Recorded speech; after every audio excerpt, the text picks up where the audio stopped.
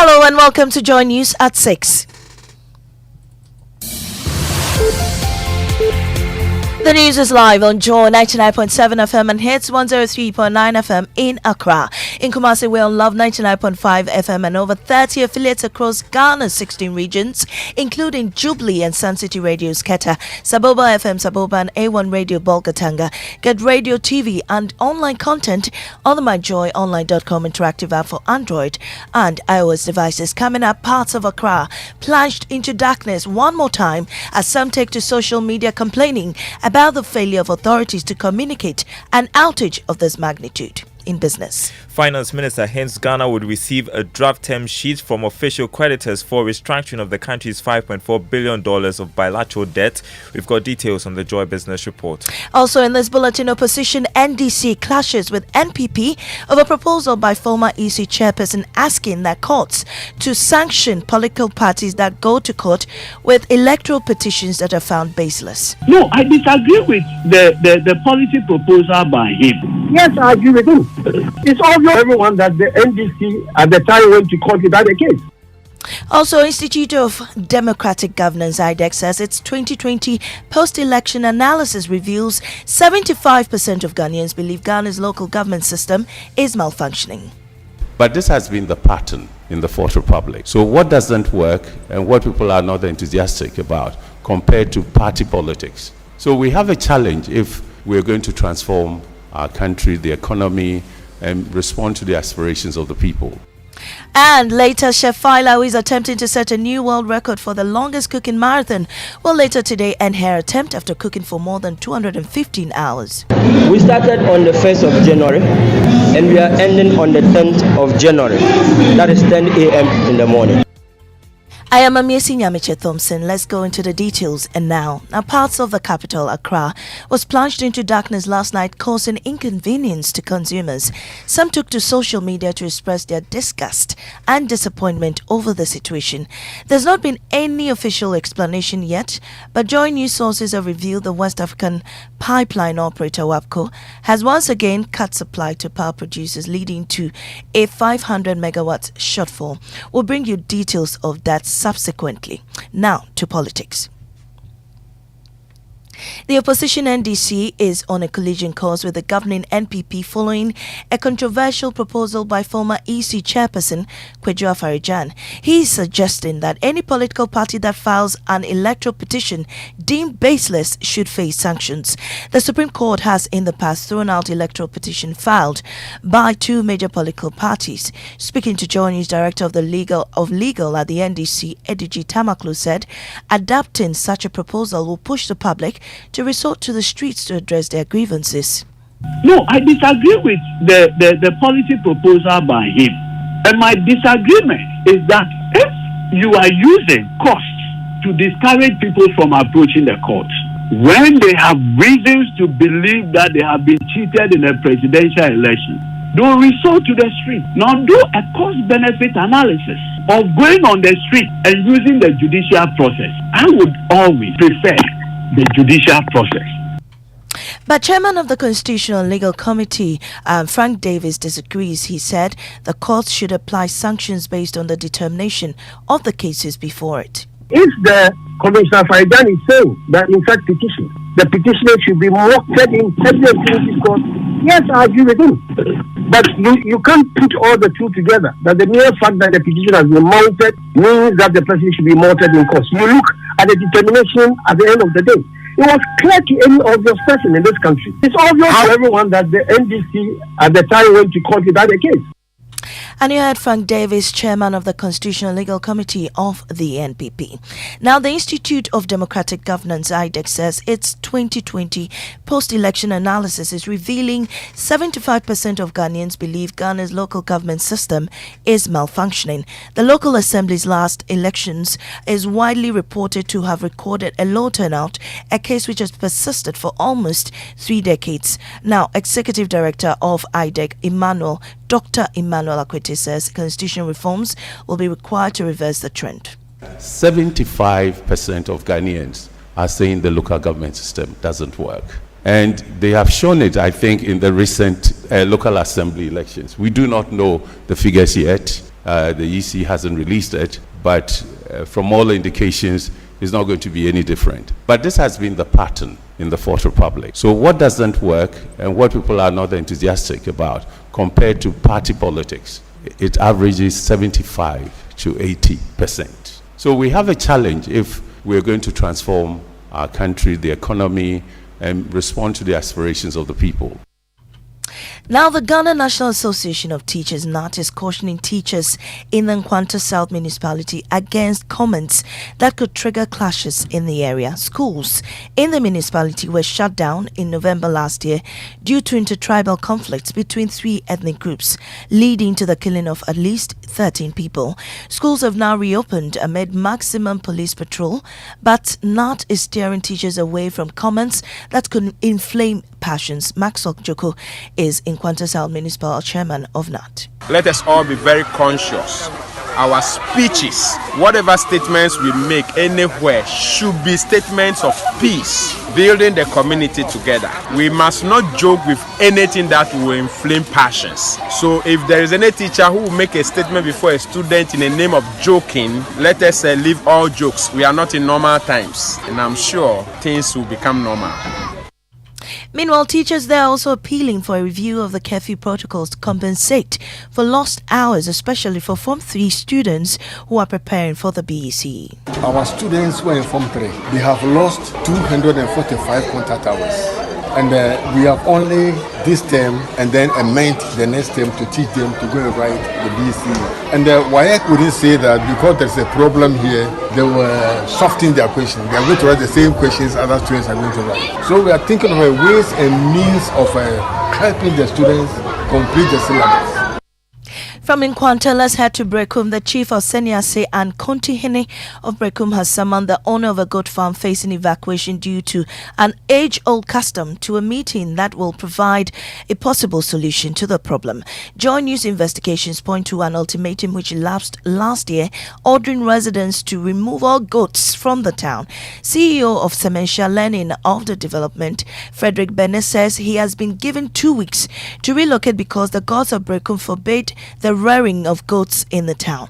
But the chief of the town says he is not aware of such orders from the traditional council. Love FM's Erastus Saridonko has more. Brekum, an old town in the Bono region, set up as a security post by the Ashantis. You could keep cattle, sheep, any type of bird or animal, but it's a taboo to rear goats. No matter how strange it sounds, traditional authorities and some indigents like Antebedu, who came to the town in the 60s, believe the river deity Asiokra casts this misfortune on whoever rears goats in the town. No Brekum indigent will prosper if he rears goats. They will be hit by calamities and misfortune. One of the affected is Chief Executive Officer of Semensha Learning and Development Farm, Frederick Bennett. He tells Joy News he's been given an ultimatum to move his over 250 breeds of goats from the town. In fact, when we heard this, it was a very stressful story to us. But the chief of Snase and Kontihene of Brekum, Osahene Asomajaman Sebi, wants Semensha Farms to meet Nananum for an amicable resolution. I don't know whoever gave him that order because we haven't met on it at the traditional council level, and that place happens to be the highest decision body for the traditional council. We haven't taken any decision over his removal from our land. So I would just advise him, he should come down and let's talk. And that was Erastus Saridonko's report. Now, Chef Faila to Abdul Razak, who is attempting to set a new Guinness World Record for the longest cooking marathon, will today hang her apron and rest her cooking ladles. Now, currently, she has cooked for more than 210 hours. Manager of Chef Faila, Nadamba, says Faila is willing to hit the 240-hour mark. However, they've taken the hard decision to end her world record attempt earlier than that. Many are concerned about her health, but member of her health team and clinical health psychologist Peter Amado says Faila's vitals are encouraging.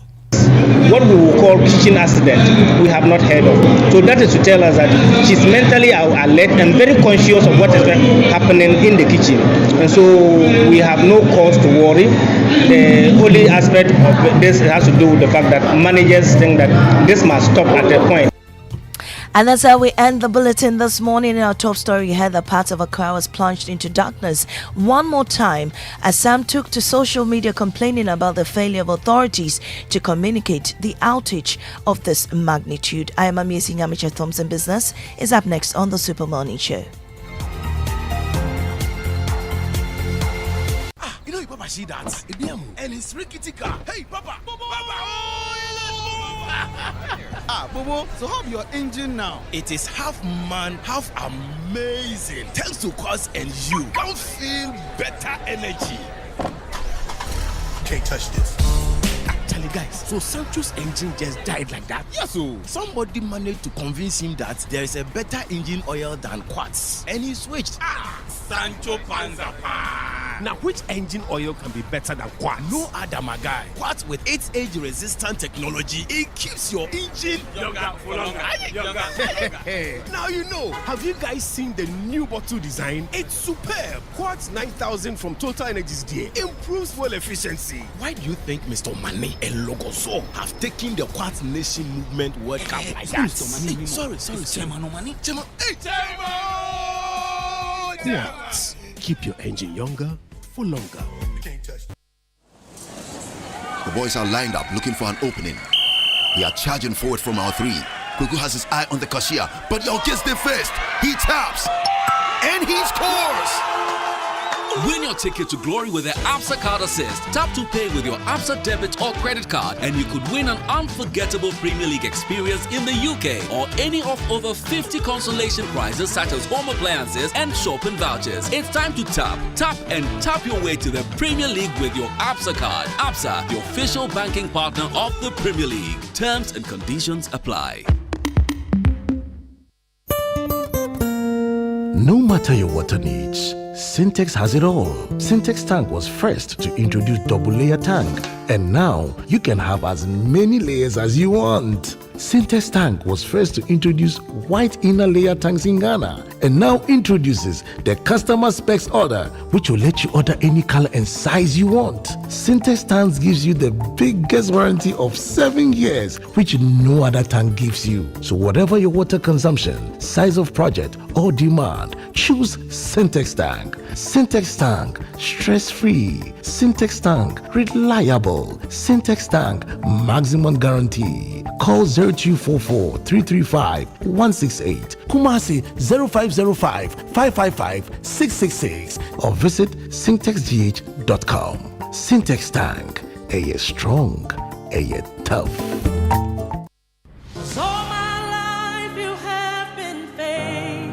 First Sky Group, a wholly owned Ghanaian company made up of First Sky Construction, First Sky Bitumen Processing, First Sky Commodities, Volta Serene Hotel, Serene Insurance, First Sky Energies, and Frero Rural Bank warmly invite you to its 21st Thanksgiving service on the theme, The Faithfulness of the Lord Never Ceases, Lamentations chapter 3, verse 22 to 23. The Thanksgiving service in 2 parts will be hosted by the founder and executive chairman, Mr. Eric Sedi Kutocha. Friday, January 12, 2024, all night from 10 p.m. to 5 a.m. at the Trinity Temple Assemblies of God Church, TTAG Community Center. Ministry in Word, Reverend Mark Sese, National Missions Director, Assemblies of God, Sierra Leone, Reverend Sujit Alex, Thames North Area Leader, Assemblies of God, UK. Sunday, January 14th, 2024, Thanksgiving service at the main auditorium of the Accra International Conference Center at 10 a.m. Guest speaker, Most Reverend Dr. Paul Kwabena Boafo, Presiding Bishop, the Methodist Church, Ghana. Special guest of honor, the Chief Justice, Her Ladyship, Mrs. Gertrude Araba Esaba Saki Tokono. Ministering in music will be Team Eternity and others. Also in attendance will be His Eminence Archbishop Nicholas Duncan Williams, Reverend Dr. Stephen Yanusam Wengam, General Superintendent, Assemblies of God, Ghana, Reverend Professor Paul Frimpong Mansu, Immediate Past General Superintendent, Assemblies of God, Ghana, Reverend Dr. Silvanus Amagashichi Elom, Head Pastor, Trinity Temple, Assemblies of God, Ghana, Reverend Mark Sese, National Missions Director, Assemblies of God, Sierra Leone, Reverend Sujit Alex, Thames North Area Leader, Assemblies of God, UK. Apostle Professor Kojo Ninfo Opoku Onina, Reverend Dr. Lawrence Tete, Reverend Eastwood Anaba, Reverend Dr. Joyce I, Reverend Eddie Annan, Assemblies of God UK, and other senior clergy. For more details, contact 020-854-3441 or 050-148-2580. It's the First Sky Group 21st Thanksgiving service. Don't miss it.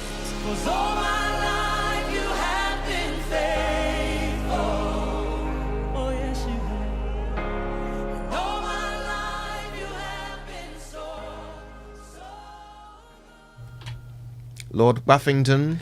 Good morning, Kojo. Good morning to you. How do you do? How do you do? So, are your lights on? My lights are on. Okay. Yeah. You are too bad for among those the chosen few. Mine the chosen are off. few, right? Mine are off. They've been off since last night. I mean, they went off sometime after 9 and are still off. And apparently, on social media, people are complaining. So it's massively. Wow. Massively, because the outages are quite widespread. There is a suggestion that actually this is because we have some small, load that needs to be shed. In fact, what we're picking up is that WAPCO has cut off the reverse flow, resulting in 500 megawatts load shedding at peak time. Wow. Too early in the year. I know that there were some prophecies about doom sort this year, but it's only the 10th of January. It's too early. Well, for some of us, the prophecy came true last night. Wow. Because we're doom the cry. Oh, and it's still not on. The lights are still not on. When I was leaving the house, I mean, that was just... I know it's frustrating. Yeah, and it's too early for this kind of headache. It's too early. I mean, Charlie, your school fees and your rent all due. Then you have to go and be paying some funny bills at the beginning of the year. And you can't afford anything because you've just been through Christmas and all the money is gone. Yeah. You are stressed. You're trying to figure out how to get back into the working, frame of mind and become productive again. Because you have to be productive for some time before the money comes, right?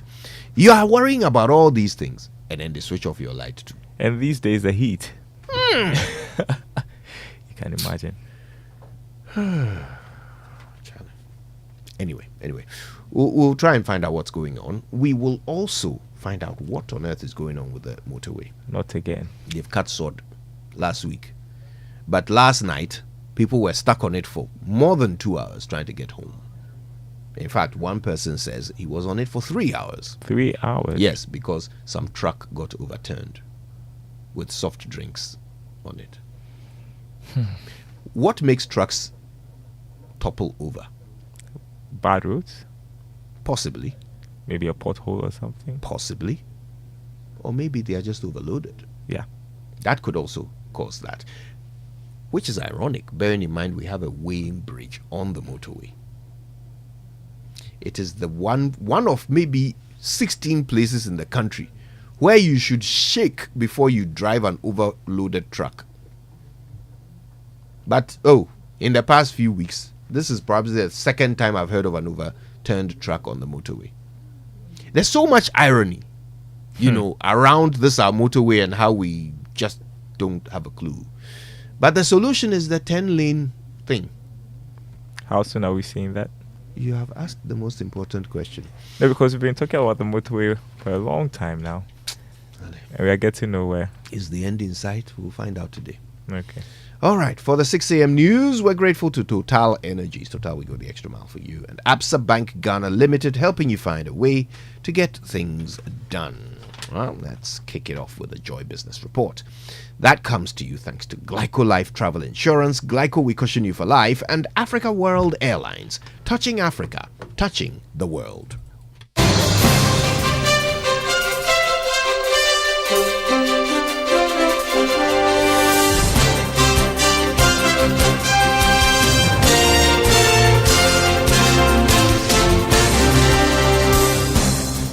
Hello, welcome to the Joy Business Report. Ahead this morning, Finance Minister hints Ghana would receive a draft term sheet from official creditors for the restructuring of the country's $5.4 billion of bilateral debt. Also, President Akufo-Addo signs 5 new tax amendment bills into law, giving Ghana Revenue Authority legal backing to start collections. Plus, Bank of Ghana aims to scale up its forex buffers to withstand any shocks whilst maintaining the relative stability of the city. Stay with us for details.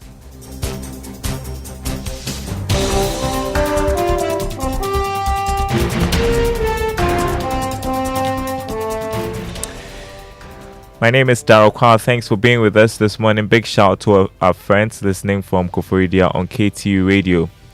First up this morning, Finance Minister Ken Ofori-Atta says Ghana should expect to receive a draft term sheet from official creditors for the restructuring of the country's $5.4 billion of bilateral debt. According to him, the term sheet will be sufficient for the country to seek International Monetary Fund Board approval later this month for a $600 million disbursement under the Extended Credit Facility Program. The official creditors met on Monday to discuss the restructuring of approximately $5.4 billion of the country's loans. Mr. Ofori-Atta told Bloomberg that the term sheet will be good enough for the IMF to continue its work, adding Ghana is in good shape.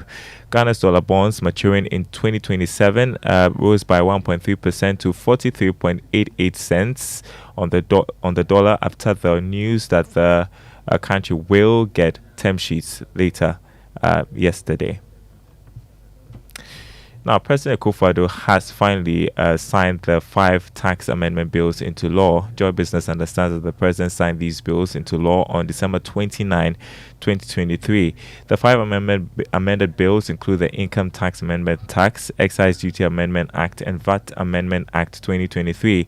Meanwhile, the Commissioner General of the Ghana Revenue Authority, Reverend Dr. Mishada Owusu-Amwa, had earlier explained to Joy Business that the implementation of the taxes will be guided by the completion of public education.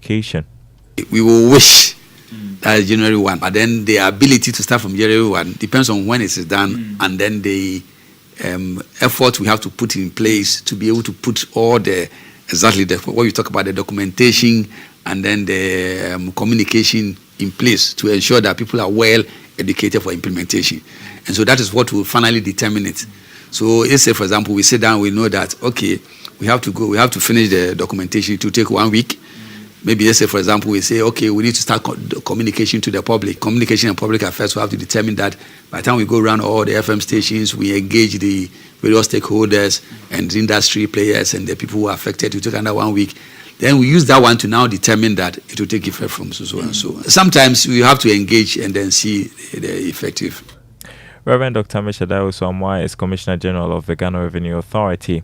Now, economist Professor Peter Quarter is advocating a stringent system that will regulate government expenditure in the fourth quarter of every election year to prevent the outgoing administration from committing the incoming government into yet-to-be-started projects.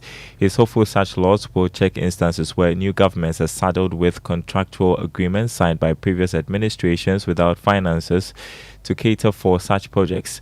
Speaking to Joy Business, Professor Kote expressed optimism the system will also prevent overspending. But then we have to watch the political business cycle. The last quarter of 2024 is going to be another challenging period if we don't put in the systems. In other jurisdictions, you cannot start a new project 6 months to election. You cannot spend beyond a certain threshold. I don't think I've seen those kinds of laws or conditions being set in our country. And it worries me. If we are not careful, the political business cycle will come and bite us again. Moving on to other news, the Ghana Financial Stability Fund has advanced its first support of 2.5 billion cedis to commercial banks. This came in the form of a bond to help the banks recapitalize. George Afe has details. This was after this local commercial bank met all the requirements needed for the Financial Stability Fund to extend this support to the institution. Now, this is not coming in the form of fiscal cash, but the bond that has been issued by the government of Ghana to help the bank meet the proposed minimum capital requirements for commercial banks in the country by the Bank of Ghana. Joy Business understands that the support should be seen as equity in this bank rather than debt. Therefore, the Bank of Ghana is expected to classify this transaction as if the bank in question has taken steps to meet the expected minimum capital requirements for commercial banks in the country by the regulator. The Financial Stability Fund kickstart work last year without the necessary support from the World Bank that should have brought in some $250 million. Government claims it has already invested some $750 million to set up the fund supposed to assist financial institutions and commercial banks hit badly by the shocks of the domestic debt exchange program. George, I feel with that report, economic analyst with Data Bank Research, Kweku Akokumsin, is impressing on the Bank of Ghana the need to scale up its forex buffers to withstand any shocks whilst maintaining the relative stability of the cedi. According to him, building a sustainable reserve will enable the central bank step in the event of seasonal shocks that may affect the performance of the local currency. His comment follows a projection by IC Research that the cedi may lose about 8.4% in value to the US dollar in the retail market this year. Speaking to Joy Business, Mr. Akokumsin urged the Bank of Ghana to collaborate with the Development Bank Ghana to invest more in value addition advancement to improve the country's export earnings. It's quite crucial indeed to have a very good FX buffer, because at least that makes you more resistant to external shocks, and shocks also obligating from financing from external debt as well. And now looking at it, it's quite crucial to have enough buffers so that at least the central bank can smoothing over any erratic movements in the currency, and can also intervene in the market as necessary to help stem the tides should the cedi meet some stormy seasons, if I should say. And so as much as possible, it's quite crucial to build these sustainable reserves. The central bank can also leverage on the development bank to help invest more in the value chain advancements. With this, we'll see more or higher receipts on our exports or higher export earnings, which should then feature favorably in our reserve buildup. Economic analyst with Data Bank Research, Kweku Akokumsin. Let's turn to the currency market this morning. The dollar going for 12 cedis 20 pesos. That's on the retail market. The pound going for 15 cedis 33 pesos. And the euro going for 13 cedis 33 pesos. Now, government through the Ministry of Interior will intensify moves to ensure that all businesses operating key cutting services are licensed and well regulated. This is a move by the ministry to sanitize the system as well as save lives and properties. Head of Public Affairs at the Ministry of Interior, Alhaji Zak Musa, told Joy Business the time has come for all businesses operating in the sector to be recognized. They must register or renew their license with the Ministry of the Interior. Our record shows that some of them are not, but they are in the system operating, which is against the law. You cannot operate private security business in this country without recourse to the Ministry of the Interior. So we are calling on them, all those who have not registered. If you have registered and your license is expired, come to the ministry and renew for you to be in business, because at the end of the day, what we are doing is for the benefit of the country. Head of Public Affairs at the Ministry of Interior, Alhaji Zak Musa there. Now, labor is an essential part of any agricultural production system, but its availability has been a challenge here in Ghana. How do we solve this challenge? Well, startup Portia Lanyo has come up with a solution. She's created a web and mobile-based application which links job seekers to employment opportunities in the agri sector and provides farmers with skilled labor. The Joy Business Van features in Obwa today. Hello, Joy Business Van. My name is Portia Alanyo, co-founder of Onobwa, and we are the human resource managers in Ghana's agricultural sector. Startup Portia Alanyo is helping small, medium, and large-scale farmers increase productivity through the provision of quality and qualified human capital to agribusinesses. She's created a web app for that purpose. So getting to go through the frustration of how farmers get people to clear their farms, harvest, or even do sowing got me thinking, how can this problem be solved? Because you have to travel to different towns just to gather the youth to help you on your farm. And I thought of bringing this together to just help this problem in Ghana's agricultural sector. In Obwa, on the Joy Business Farm, this Wednesday. So do make a date at 1 p.m. right after the Joy Business Report, 5 p.m. on Business Live on the Joy News channel. Before we go, one more story. Partner Accounting Advisory Services at KPMG Rindolph Ano is urging the public to engage in strategic investments that would help them survive in turbulent economic situations. According to him, people must invest in alternative sources of income to stay resilient in difficult times.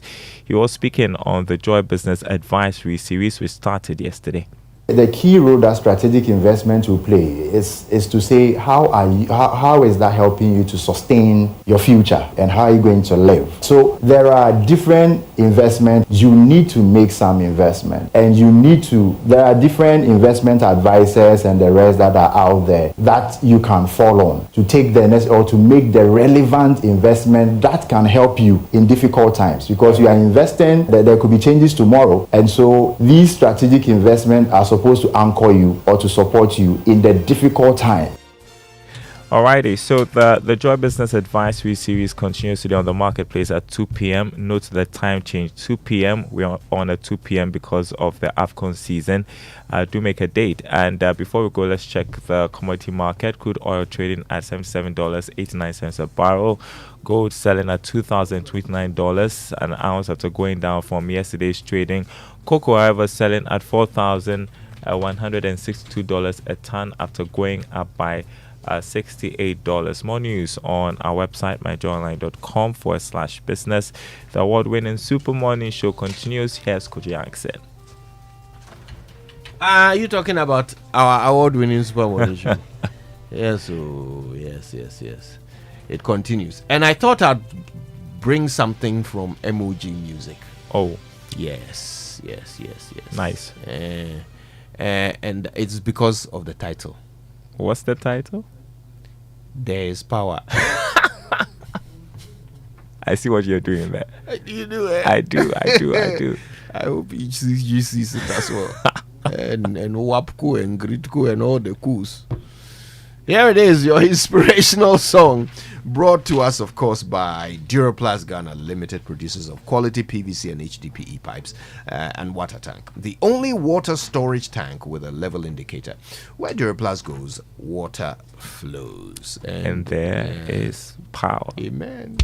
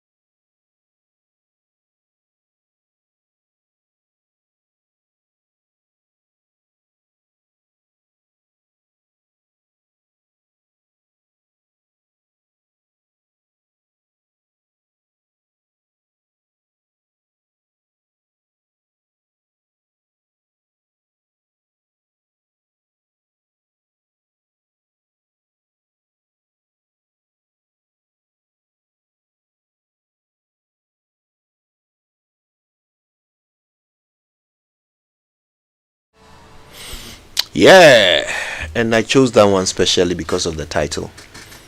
There is power. In the name of Jesus. But I want to speak prophetically into the lives of Ghanaians. Oh yeah, when you talk about that situation last night, was terrible. You know, once you know how you get it, but the way the thing caught me so much unaware. So, I mean, I particularly was very angry. I was angry throughout the night. And I'm told the lights are still off. Yes, those things you do when you wake up and when you are not in the house and call Abba. So exactly. No, you be calling. You are doing runabouts. Then you are hiding in corners, hoping that things will change. Oh no. I mean, see, I need more friends with spare rooms. People forget that the Doomsday period was traumatizing for many people. Some of these things remind people of those periods. Hey, it only brings back memories of the time where Charlie, and we have advanced. So we are going to 2024. We are in 2024. Yes, the ills of 2015. Yeah, we can't be. We should reach a point where these conversations we are not having them. If we have such interruptions, because something massive has happened in the country. It was terrifying. Come on. I mean, there was a particular time when there was a confluence of all kinds of craziness. The lights were off. The IMF were here. Ebola was, licking at our borders. Honestly, I don't remember being more terrified and more stressed. That's the reality of it, because first of all, you can't be productive. Mm-hmm. You are watching your friends losing their jobs and getting fired and closing down their businesses, and then your dependents become more, and then you yourself, you can't produce more. It was a bad time. Look, first of all, I pay electricity bills.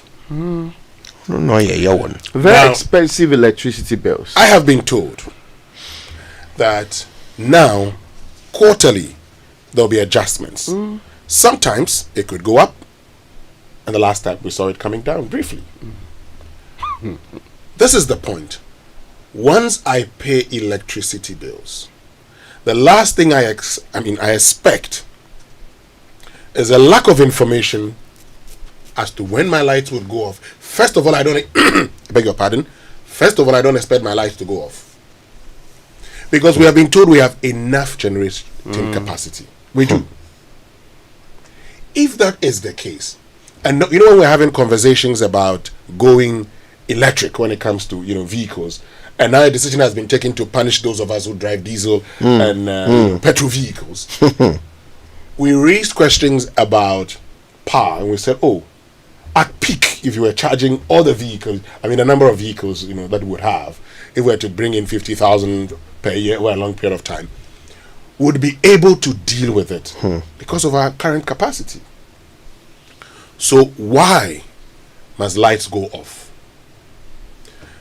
And this is on the back of a campaign to generate enough funds, a campaign to ensure that all those who owe electricity, Company of Ghana, pay their bills. In fact, we have seen tertiary institutions, hospitals, having to renegotiate payments. So we cannot get back to the conversation of you are not paying your bills. We can't come back to that. So where's the money going? So the question is, all this cash waterfall mechanism and everything that we've been talking about, ECG will collect, Gridco will get its portion via. And look, I have been doing my checks, which indicate that there's a shortfall generation. Is it a case of gas not being supplied? Well, what we are picking is that we have been blocked when it comes to the West African gas pipeline. So the last time we went to them, and the last time they shut that out of the system, we couldn't even have access to the reverse flow. We went back and made some payments or what? Went into some negotiations. I made commitments. Please. We cannot accept this. In fact, we will not accept this in the year 2024. Because you have told us that there is enough generational capacity and we are paying realistic prices as far as we are concerned. So where is the problem?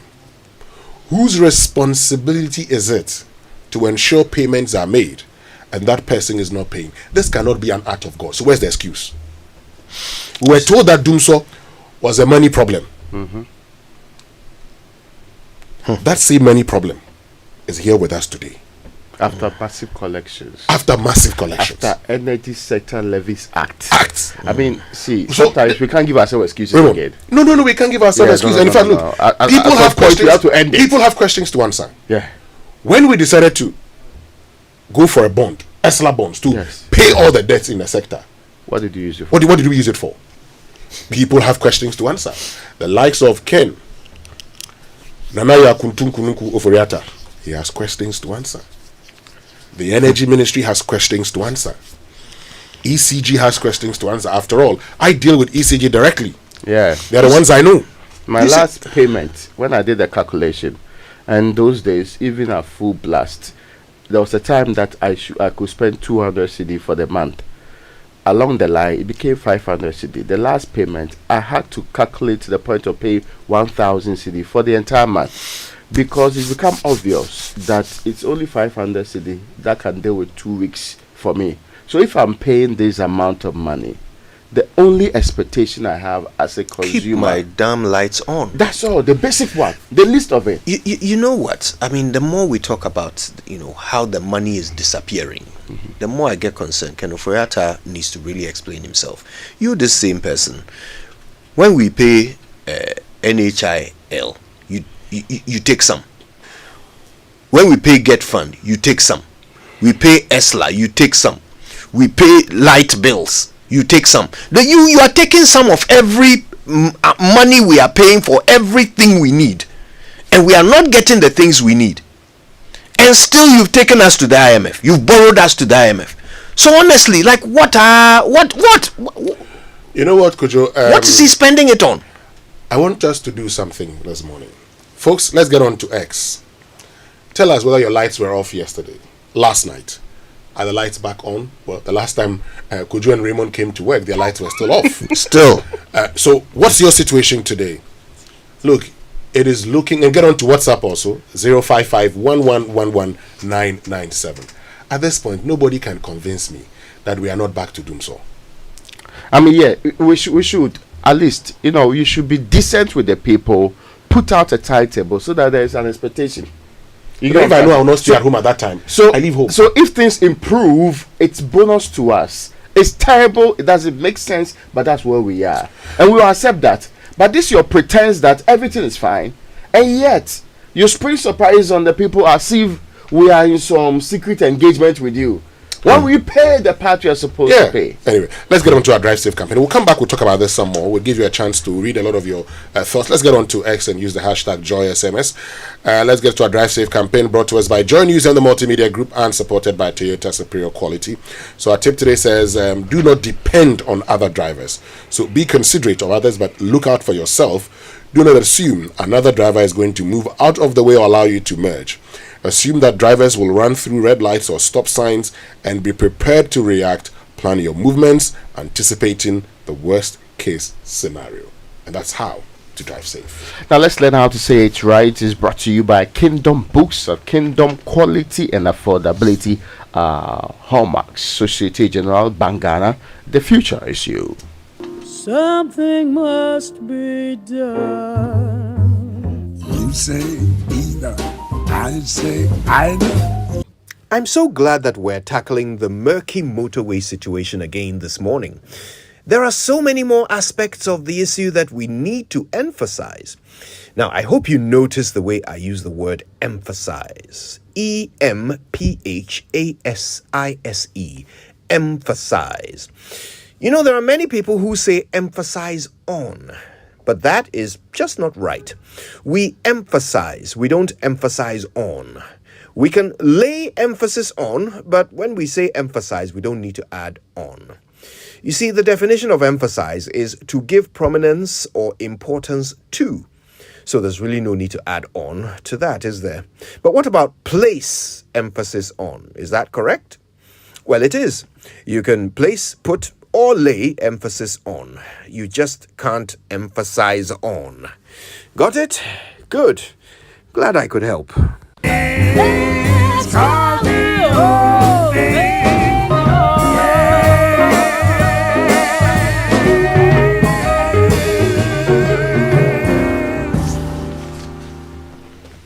All right, let's find out what's in the newspapers. Thanks to Syntex Tank, Air Strong, Air Tough. My Way, a simple life insurance by My Life and MTN Momo. Dial star 165 hash on MTN to join My Way today. And Enterprise Insurance, Yafinie Motor Insurance Promotion. Enterprise, your advantage. So I start off with the daily guide for this morning, and it says government supports digital village projects. Well, that's something that Bawumia talked about yesterday when he opened the New Year School at the University of Ghana. And still talking about Bawumia, it says Bawumia unveils campaign focus. Yes, I see Raymond is very interested in that. It says at the forefront of his priorities is a strong emphasis on digitalization and the use of technology to promote inclusive economic growth. Now, Dr. Bawumia emphasized that his commitment to driving digitalization would serve as a cornerstone for achieving success in his campaign, and he highlighted the transformative potential of technology in bolstering economic opportunities for all segments of society, emphasizing its role in fostering greater inclusion and acceptability. So we're going to be talking more about it. The crack will continue with our digitalization drive. I see. And this time around, we use it to promote economic growth and inclusion. I see. Have I tried to answer you? You did well. Okay, so let me continue. Be agents It's of an interesting stability. choice of focus, you know. Oh, it is. I mean, how well has it done so far as a, you know, as a popular movement behind which people have gathered? Digitalization. Well, Kojo, I mean, if we had time, which we do not have currently, very sad. We can look at it in detail. We can look at the pros, we can look at the cons, we can look at how it's been able to edge this country on, how it's been able to enhance our development, whether there are areas of improvement, what those areas could be. But until we get enough time to talk about that later on, maybe tomorrow or something, or next week, let me continue with the daily guide that says, be agents of stability. That's according to the CJ. And the back page, Black Stars fly out to AFCON today. First match is on Sunday, and a story by Kofi Owusu-Edunum. You know, he's become popular in recent times. Yes. Kofi Owusu-Edunum. Yes. The popular husband to the popular singer-tone woman. Okay. Has she submitted this thing to? Yeah, I'm told yesterday it was finally done. She submitted it now. Yes. So Guinness can review it. Yes. Okay. And install her. Okay. Yeah. Guinness will review it in their normal time or express time. We are expecting them to, because this one. No, by express you have to make commitment. Really? Why? You think everything is like that? For them to review that thing, that they are not paying you for, no? No, but you use it for something. Why did you have to go through all the stress just to get that? If you knew never use it for anything. It's to show tenacity. Okay. People can do it. And the Chief Justice was absolutely spot on when she talked about what that represented for the people. So that people can do it. So you're showing people that they can do it. Yes. You show them they can do it. And we've seen Hilda Basio. We've seen how she was organizing cooking sessions. Who? Hilda Basi. Who's that? Oh, the dethroned, cooker. It rings a bell, but we don't care. Now we know Chef Fila. Yes, that one we are well. Anyway, the Daily Graphic is reporting this morning. Economy as election beckons. Demand solutions from parties. This is the Presby monitor to the people of this republic, that you have to demand solutions from parties, like how they'll solve doomsday, like how they'll create jobs and all the other linkages, and they redeploy military to support Galamsey fight in forest reserve. Who do you think might be saying this? Redeploy military to support. Tell me. Galamsey fight. Who's saying that? Surprise us. No, the Forestry Commission. The Forestry Commission. Okay. Yes. They need help burning evidence. Yes. They say that. I agree with Nana Komia on this fight against Galamsey. He says somebody should be responsible. Yeah. So if there is Galamsey within your backyard, who must be held responsible. Who accounts for that? Today, you go to some of the areas behind the police station. Yeah, there's illegal mining. That's true. And the police has not arrested those persons. They are arresting trotro drivers. So, whose responsibility is it to ensure that we do not have this? Yes, we know the buck stops with the president, but the president must also ensure that others who have been appointed to assist him are held responsible. So if it's the police, then if the district commander, if there's galamsey within your area, you'll be dealt with. But most importantly, what are the MMDCs doing? Those who are in charge of the District Security Council, what are they doing? Yeah, but they don't feel they report to anybody except the president, so they don't care. So you see, we should now make. But we have mining inspectors for districts. Yes. Yeah, for the mining districts. Yes. They have somebody whose responsibility to make sure that the right thing is done on the ground. We have sacked them before. Remember, there were 9. Then we expanded that space. I think ultimately, if political authority is not held to account, every other system along the line would also fall in that way. But okay, his name is the executive director of the Forestry Services Division of the Commission, Hugh Brown. He's very worried. I mean, he's so worried that if the military does not come in, he said immediate redeployment of the military to help halt mining and other destructive activities in forest reserves across the country. Immediate redeployment. Well, the Ghanaian Times says that New Year school government set to construct digital youth village to boost youth digital entrepreneurship. And former President Mahama commits to reviewing constitution if elected. And government committed to green turf construction in communities nationwide, says Veep, as he applauds Wembley Sports Complex. And 18 NPP MPs bow out of Parliament. Let's get to our online news review. It is brought to us by Zenith Bank in your best interest and Goyle Good Energy this morning. Overspending in 20... Before we get there, yes. Let me tell the people of Agbogba, Adenta, Oyarifa, Hatronet and Environs that we've got great news for you because your customer-focused bank, Zenith Bank, now has a branch in Medina. Yes, it's a new year and we've brought our banking services closer to you. Visit Zenith Bank's Medina branch at Clay Dot Plaza, Redco Flat, bus stop on the Medina Adenta Road. No long-distance banking wahala. We've got you. It's a year of strengthening bonds with communities and drawing closer to you. We look forward to welcoming you to Zenith Bank's Medina branch. Exceptional service awaits you. Zenith Bank, in your best interest. All right, so on myjoyonline.com this morning, overspending in 2024 election year could stifle economy for the next 22 years. Professor Lord Mensah is the one saying this. Ghana grapples with slow progress in external debt restructuring talks amidst economic stability concerns in 2024. This is the corner we have turned. Leaked IGP tape. We're yet to finalize our report. Atachia is the one saying Ubianya Butar. And on CNN this morning, as election nears in Taiwan, many young voters say China is not their biggest concern. If you want to know what their biggest concern is, check it out on CNN.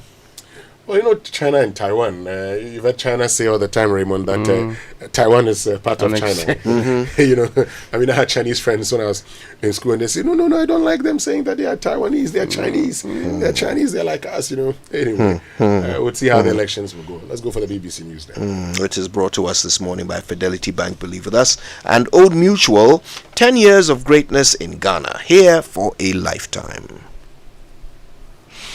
For decades, we have helped businesses connect with their trade partners all over the globe. From Ghana to Burkina Faso, Côte d'Ivoire, Benin, Togo, Senegal, China, Morocco, France, Netherlands, and many other countries. We have made it possible to bring Ghana to the world. We have brought small and medium businesses closer to their customers across the regions in Ghana with our SME support facilities. We have brought relief and smiles to the faces of families with our employee personal loans. With our cutting-edge technology and digital support, we take the burden of complex thinking off you, making life simple. That is who we are, as close as a partner. Bank of Africa. We are indeed the African bank with the global reach.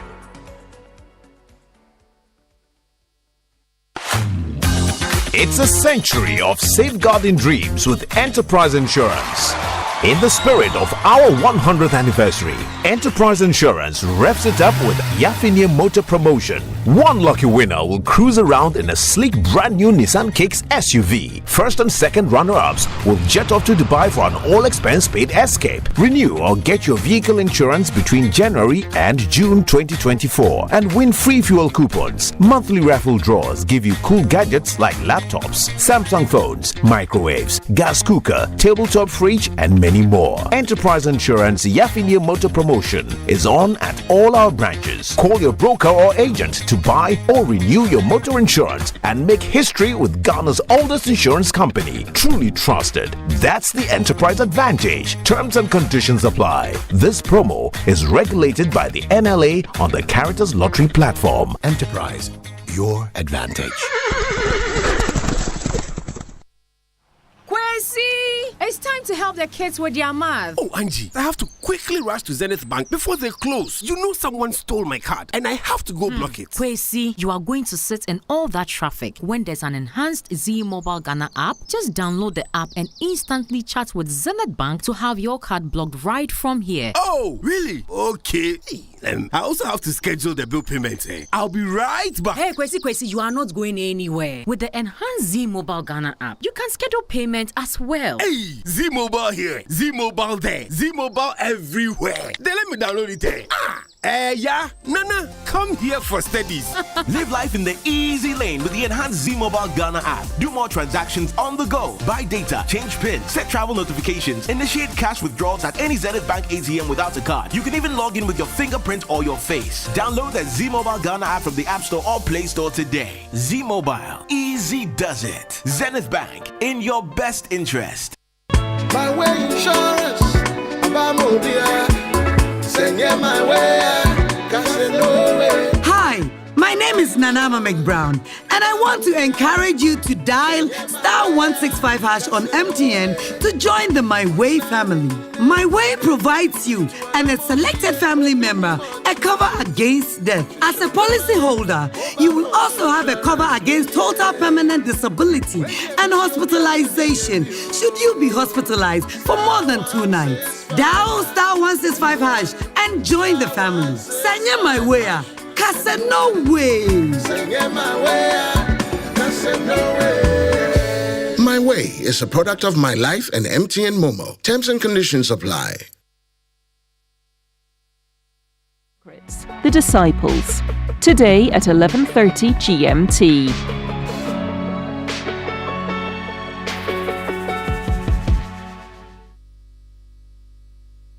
At 8:30 GMT, Business Daily. Today, a food revolution in Puerto Rico. The Caribbean island imports more than 90% of its food, and locals have decided things need to change. Find out how a new generation is coming up with different ways to make the island more self-sufficient. This is the BBC World Service, the world's radio station.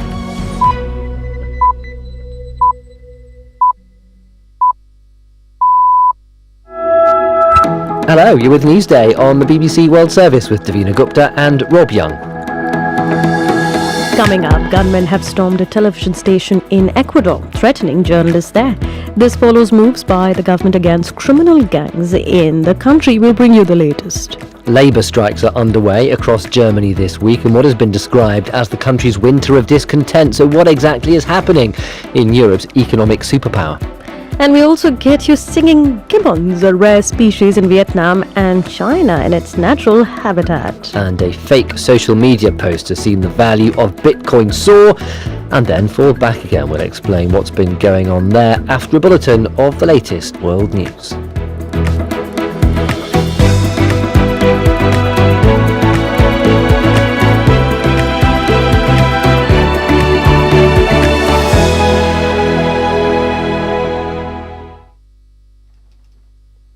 Hello, I'm Neil Nunes with the BBC News. The head of the armed forces in Ecuador says there will be no negotiations with the criminal organizations responsible for a wave of violence in the country. Earlier, President Daniel Noboa authorized the military to neutralize 22 armed groups considered responsible for acts of terror. Mimi Swaby has more details. Ecuador only a few years ago was a tranquil country, but now it is in the hands of drug cartels who are violently fighting over new passages of cocaine and cocaine routes, mainly towards the US and Europe. And these gangs have been bolstered by foreign gangs, both with weapons and also confidence, meaning that they have utilized COVID where the government, the state was weaker perhaps, and their headquarters, which were prisons, were an ideal breeding ground for this new level of violence, which we're now seeing erupting into the streets in a really dramatic display. The U.S. Secretary of State Antony Blinken will meet Palestinian leaders later after stressing to Israel that a route towards a Palestinian state must be part of the solution to the war. The White House said the U.S. did not support a ceasefire between Israel and Hamas in Gaza because it would only benefit Hamas. Yolande Nell has more. While the US continues to back Israel's goal of eradicating Hamas, for weeks Washington's warned the number of civilians being killed in the war in Gaza is far too high, calling for less intense fighting. The Israeli military says it's making changes, but in recent days several hundred Palestinians have been killed. After meeting Israeli leaders, Mr. Blinken said the UN will now look at ways to allow those displaced to return safely to the north of Gaza. Over 20 missiles fired by Yemen-based Houthi rebels towards international shipping lanes in the Red Sea were shot down by the US and UK forces on Tuesday. A statement by the US military said no injuries or damage were reported. The Iran-backed Houthis have said the attacks on the Red Sea will continue until Israel allows full supplies of humanitarian aid into Gaza. The Pentagon is facing scrutiny over the way it's handled the U.S. Defense Secretary's hospitalization and treatment for prostate cancer. Lloyd Austin's been recovering in hospital since New Year's Day. The White House said President Biden only learned about the cancer diagnosis early on Tuesday. More now from David Willis. Perhaps equally astonishing is the fact that the deputy of Mr. Austin's, Kathleen Hicks is her name, had been delegated some of his tasks whilst he was readmitted to the Walter Reed Hospital, but even she didn't know that he was in hospital at the time. This is the latest world news from the BBC. South Korea's main opposition party leader Lee Jae-myung has said he hopes the stabbing attack he suffered will mark the end of the politics of hate in his country. Mr. Lee was discharged from a hospital in Seoul on Wednesday. Police are expected to announce the outcome of an investigation into the attack. Fierce storms and heavy rain have affected large parts of the United States, with 3 deaths being linked to the wintry conditions and more than 600,000 people without power. Severe weather alerts are affecting more than half of the U.S. population. Thousands of flights have been cancelled or delayed. The British actor Stephen Fry has called for an end to the use of real fur in the bearskin caps worn by the King's Guard on duties such as guarding Buckingham Palace. He supports an animal welfare campaign that wants fake fur to be used instead. Sean Coughlin has more details. Tradition is never an excuse for cruelty, says Stephen Fry, who suggests the time has come to stop using real fur in the bearskin caps worn by soldiers and members of the royal family on many ceremonial occasions. Mr. Fry has narrated a video which shows undercover filming of black bears being killed in Canada. The hunters are shown putting down buckets of food as bait and then shooting the bears with crossbows. The campaign group that made the video, People for the Ethical Treatment of Animals, says using real fur in bearskins encourages what it calls a barbaric industry. A drawing of Queen Victoria and a Saddam Hussein calendar are among nearly 2,000 items missing from museums in England. An investigation was launched following the sacking of a member of staff at the British Museum in London after more than 2,000 artifacts disappeared.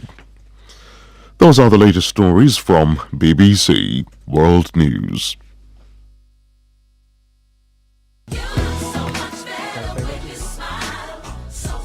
Smile, fit Fidelity Bank has got you covered. We are offering personal loans of up to 450,000 Ghana cedis for salaried workers with 2 months repayment holiday. No gimmicks. Switch to Fidelity Bank today and smile. We'll even take on your existing loans with your bank and help you live your financial dreams with discounted processing fees from now till 31st December 2023. Buy that car, take that holiday, or get a Fidelity Bank mortgage and smile with our fixed sum monthly repayment and fixed interest rate. Switch to Fidelity Bank today and smile. Switch and smile with Fidelity Bank. Fidelity Bank. Believe with us. Terms and conditions apply. Hello Ghana, I've got great news for you. After 26 years of academic excellence globally, Botho University is now in Ghana, offering degree programs in health information management, cybersecurity and risk management, software engineering, network security and computer forensics. Admissions are ongoing for January 2024 with up to 50% scholarship for the first 150 students. We offer flexible payment terms, internship opportunities and experiential exchange programs with our sister campuses. Pick up your admission form today at our East Legon campus near ANC Mall or call 0302-523-782 or WhatsApp 020-990-4714 for more information. Botho University, vibrance, innovation, impact. Morning Show. Coffee in your cup and joy on the set. The Super Morning Show is always the best bet on Joy 99.7 FM. It's all for the money about come my way. Go. Obi Anthony College.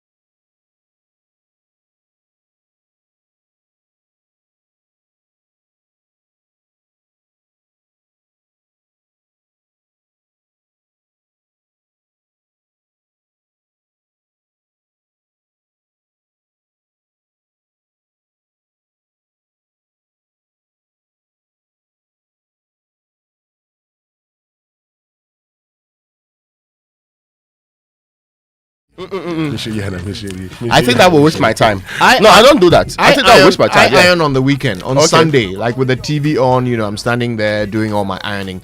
So, on any weekday, I have a choice of whatever is left that I haven't worn from what I ironed. Okay. So I don't. It doesn't take too long, and it's usually a shirt and a suit, and so it's just and then you're out of the house. And those of us who don't have plenty, no. It's like only obvious that we have to stay with our limited options. People say the face this guy take look you.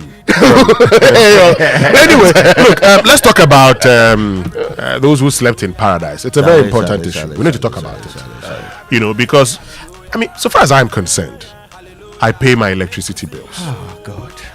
So far as I'm concerned, I have been told I have to pay more. I have been told adjustments will be done quarterly. Well, even though I disagreed, I haven't complained. It's not as if what I say would matter. Then, having paid all these, I still do not have electricity, don't have power at home. Why? Because we owe. That's what we're gathering. We're picking information that is because we owe the West African Gas Pipeline Company. They've actually WAPCO. They've shut down the pipeline, so we don't even have the reverse flow. It's not like you can actually say, get in gas from Atwabo. Forget about it. The pipeline itself is not available to us. Why do we owe them? Whose responsibility? Ministry of Energy, Ministry of Finance. Why have we not paid? Why must we lose hundreds of megawatts of power in 2024? The same people who said Dumso was a financial problem under your tenure, we're experiencing power cuts because of our inability to pay. And there's something, how low have we sunk as a country? Yes, and there's something unreasonable about how we have treated this because of the politics we do it. First, when we're experiencing it, they say, it's Doom CSA. We're doing all the management to make sure that it gets better and that we are actually putting it off so that we can fix the problem, so that we can give you a better service. Okay, no problem, let's move on. Actually, we can sacrifice for that. Now they run out of excuses and terms for it. That's why they don't give us prior notice. Yeah, because they know it's. They know they can't come and have that conversation with us. It doesn't make sense for anybody to be told these things again at this time of the year, because we've been through everything foreseeable that should be done. For the first time, who are rallying? Oh, you should pay. Why are you not paying? Because you're not paying. That's why we're in trouble. You see why your shirt is upsetting you? Because white now is the color of disappointment. That's what it is. That's what it is. And you see, they have been celebrating all of these failures, all of this mediocrity. Then they'll go and throw Kinky party. Then they'll go and do what's the last one they did? Cocktail, right? To mark to commemorate landmarks of failure. What is this? What is this? No administration has had access to more resources. No administration. Even at the height of COVID. Come on. No administration has borrowed more. No administration has dipped its hands into people's nest eggs. No administration has actually taken the money that we are paying for specific purposes, whether it's our health, our education, or our electricity, dipped their hands into it for God knows what else they consider to be important. No other administration has put aside all of our needs to identify their own desires as priority of priorities. No other administration has done this. And in the midst of all of this, you can't keep my lights on. Look, Kojo, let's do this, and we'll be activating the phone line shortly. We want to learn where you are and whether you have lights. If your lights went off, beg your pardon, just join us. But listen, there's a story on myjoyonline.com, 27th October 2023. Now, the headline says, government reaches agreement with WAPCO over $20 million debt. It says, Joy News is learning government has reached a tentative payment plan with the West African Gas Pipeline Company to settle the state's $20 million indebtedness. WAPCO had shut gas supply required for power generation, plunging parts of the country into darkness as the Ghana Grid Company announced a supply gap of 550 megawatts at peak time. Raymond, does the do the megawatts ring a bell? Yeah. 550. Almost the same thing, just a little bit over 50 or so. So we had reached an agreement. Yeah. What happened to that agreement? Folks, we want to hear from you. Where are you? Do you have lights? If your lights have gone off, share it with us. 0302216541 and then 05511119997. So just let us know where you are and whether your lights went off or whether your lights are back on today. Because the last time we checked, Kojo, the lights were still not back on. Yeah. Maybe the lights are back on now. Just join us and tell us. So give us a call now, 0302216541 and then 05511119997. Also, where were you when the lights went off, and how did you cope throughout the night? That is, if your lights went off, how did you cope throughout the night? I won't lie, it was difficult for me, very difficult for me. Ishak calls us from Latebio Koshi. Ishak, good morning. Good morning. How about this? Chief, so tell us, are your lights on or off? Well, a couple of minutes, the light came back. But I must confess to you, great, we suffered a lot. I could not iron my case dress.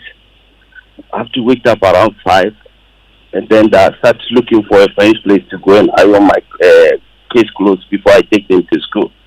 But one question I want to ask is, so didn't Dubik Muhammad and his team knows very well that we owe Africa Gas Pipeline and they've donated these motorbikes to Ghana police?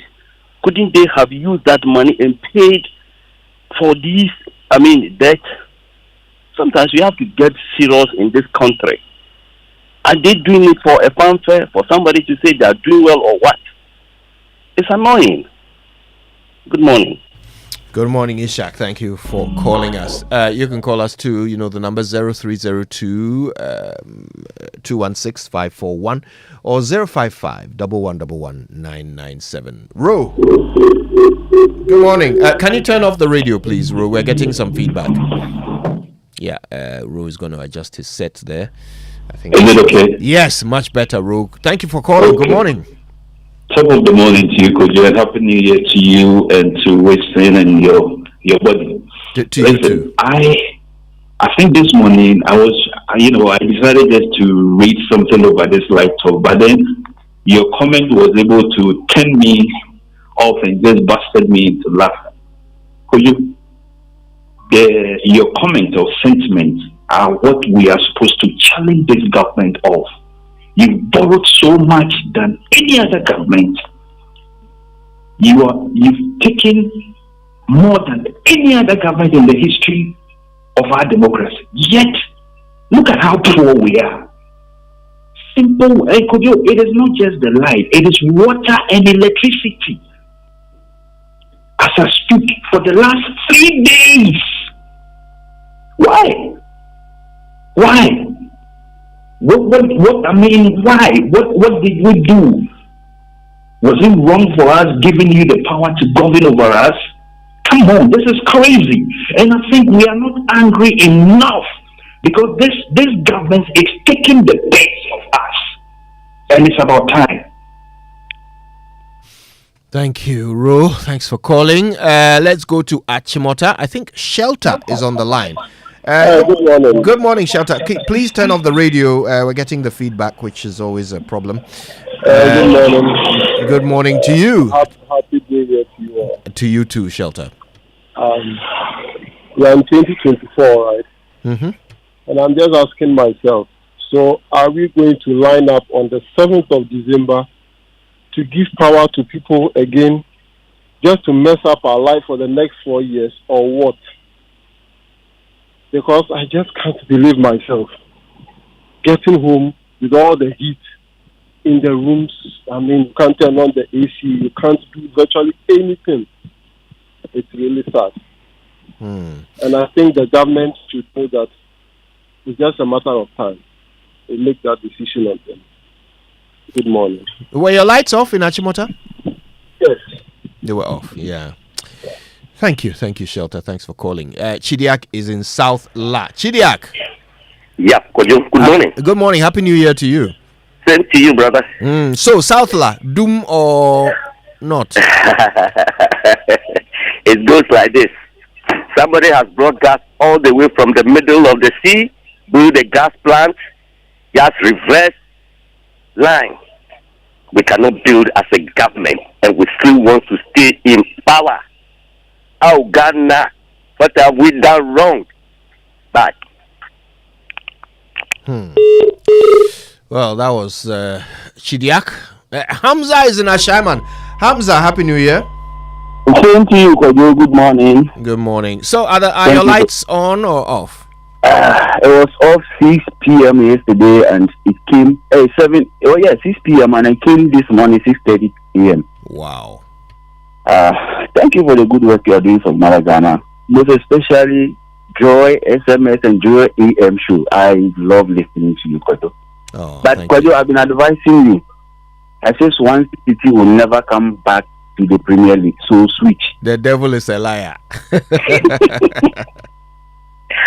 Okay, well, Kojo, I just love the way you were doing your work. I mean, you say it as it is. We should stop this. I mean, when sometimes we come out to speak, oh, it was like this. We don't speak to the fact. Do you understand? That is the same thing the leaders are doing. It is red. Just say it is red, and then the Ghanaians will empathize with you. But no, you come out, you lie, doing CAC, doing whatever, doing this. You are taking money from us. Because sometimes you buy prepaid, and you have to follow up. You call them and it will come. And sometimes it's frustrating, I don't know. In our country, you pay for something and then you have to beg for it again. It's just the same as you vote for leaders, you employ them, and they feel like we should be serving them. It's just the same like this. And it's very sad. I mean, sometimes I just give up on Ghana because the leaders are not showing the way. So how can we, your subject, what are we going to do? You have the law. You have to implement the laws. And you are not, you are not leading the way. Thank you, Hamza. Thank you. Isaac James calls from Abokobi as usual. Isaac James, Happy New Year. Many happy returns, brother KY. My regards to my brother Raymond and my neighbor, the ancestor. Indeed. Ancestor and I had our light out yesterday, like not 3 days ago, from about 11 p.m. to God know how long before they install it. Yeah. But what the most annoying part is that most of us now in this country use prepaid. So meaning that we pay for the light before we use it. So something I have paid for, why do you have to take it off without telling me anything?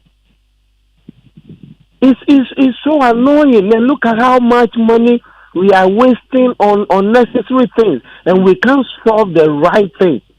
Reverend KY, in fact, I don't know. Sometimes we lose hope for this country because it looks as if we are not going anywhere.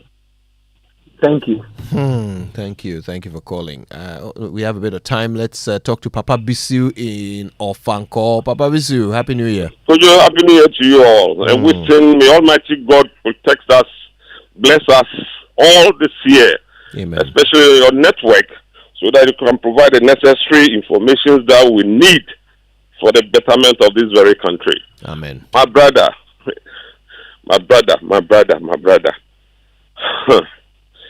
When a particular government was doing its best to have, this oil fields to come on board, 10 oil fields, Sankofa oil fields, so that our dependence on West African gas pipeline will be limited, they were saying that government was incompetent. You came to power, you have all these resources, and look at what is happening. You have all these oil fields working. You were insulting previous government that was incompetent, was money problem. Now you have it, and now tell us, is it money problem? Instead of you to pump the money from SFL into paying the independent power producers, you are messing up with our money, pumping the money into unnecessary national cathedral.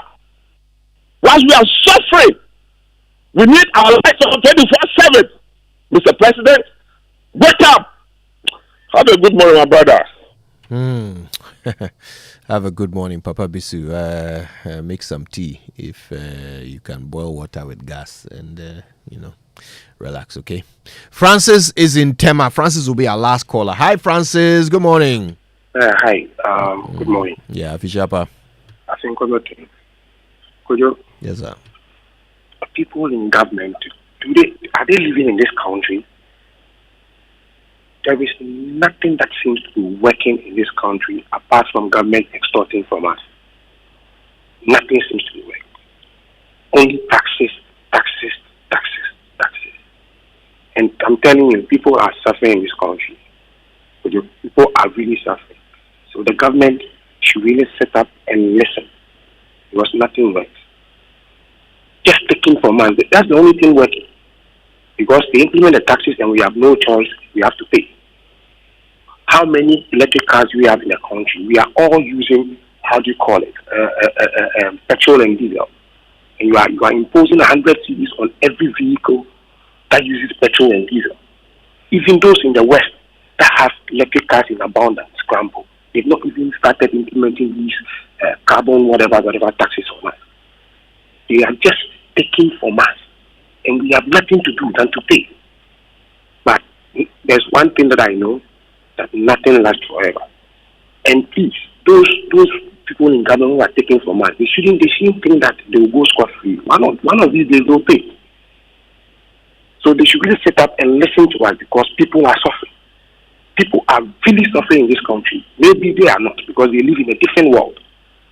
They should really listen to their ears. Good morning, Ghana for. Good morning, Francis, and thanks to all of you who called us, Papa Bisu, Isaac James, Hamza, Chidiak, Shelter, Ru, Ishak as well, who called us first from Latebio Koshi. We appreciate you all very much. This is a serious issue. No doubt we'll touch on it again if we can later on the show. Keep your X posts coming through. Use the hashtag JoySMS. Wake up to joy, joy, joy. Sunshine and joy in the morning time. Yeah. Wake up to the super morning show. Yeah. Wake up to joy, joy, joy in the morning. Yeah. If you're turning on your radio, go for some joy in the morning. On the super morning show. Welcome to the Joy Super Morning Show. Hey, Ishak Denny Bob, how very upset, concerned that ECG is spending money on motorbikes. Yes, Kojo, we'll come back to the phone calls, but so it wasn't ECG, but it was the vendors of ECG who actually bought these motorbikes. So it's not like, the monies that we pay being used to purchase motorbike for the Ghana Police Service. Exactly, very important. Yes, just by way of information there. Yeah. But Parliament car engine can age faster. That's why we offer specially formulated quartz engine oil with age resistance technology. It's a breakthrough innovation that ensures optimal performance for your engine and improves protection against mechanical wear by up to 74%, even under extreme temperatures and pressure. Choosing quartz from Total Energies is choosing the engine oil that keeps your engine running efficiently and effectively. Quartz keep your engine younger for longer. All right, now listen, the Office of the Registrar of Companies has introduced premium service in response to all of your requests for fast track services. The Prestige Center offers a bouquet of services including registration of business names, sole proprietorships, companies, professional bodies, updating of businesses from their historical database, which has been dubbed re-registration, filing of annual returns, and renewal of businesses with the delivery of certificates and profiles in 24 hours. So listen, come along and experience a premium class service. Visit the ORC office, which is at the Registrar General's Department, Accra. Call their hotline on 0302 666 081, or you can try 0302 664 791 792 or 793 for further information. Send a WhatsApp or a Telegram to 055 765 3130. or join them on their social media handles. On all platforms, they are at ORC Ghana. ORC, a trusted partner for business. So if you did Kolibu or suicide, but I mean you have to drop out of medical school one way or the other, there's still a very wonderful opportunity for you. Why is Weston looking at that wonderful opportunity? I wasn't I'm doing say, it, but now that you're I'm mentioning doing LPM. I am not going to allow you to interrupt this LPM process. The College of Medicine and Allied Sciences is a degree awarding institution offering Bachelor of Medicine and Bachelor of Surgery using the graduate entry medical program. It's not too late for you. You were rejected at first, but you can still get back on that particular one. Do you still qualify? Who qualifies? You. I've not read the qualification. I'll tell people what the qualification. The Bachelor of Diagnostic Imaging is also another course you can do, and also the BSc Health Information Management. All these programs are accredited by the Ghana Tertiary Education Commission at COMAS. That's the College of Medicine and Allied Sciences. We pride ourselves in our innovative bilingual curriculum that prepares you to consult in French. And as a graduate with an entrepreneurial, research and ethical mindset, admissions are currently ongoing for all SHS graduates who wish to obtain a first degree in Health Information Management. SHS Science graduates wishing to gain a degree in Bachelor of Diagnostic Imaging, and graduates with science background who wish to accomplish their dream of becoming medical doctors. Contact us now. Will you let me do the LPM? But nobody has said Contact us now on 020-8456-556 or info@comas.edu.gh. Comas is the citadel of a holistic professional medical education. Kolibu or suicide. Anyway, Yafini.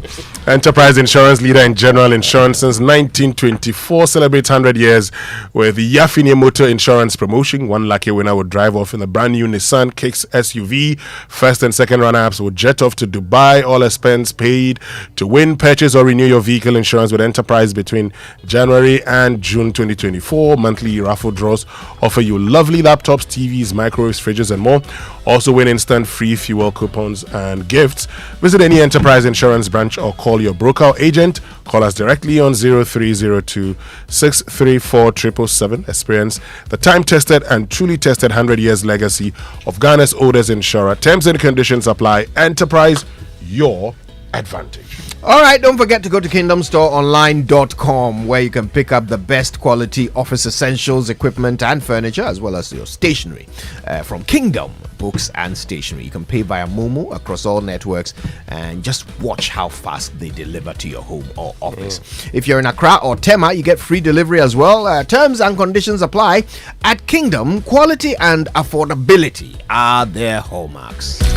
Now, you can start the new year with easy and secure movement with SG Ghana. Get insured and receive free fuel for your car. Buy or renew your Sound Drive insurance with SG Ghana from now till the very last day of March and get free fuel for up to 500 cedi for your car and all your trips anyway. It's time to hit the road with reliable insurance and free fuel.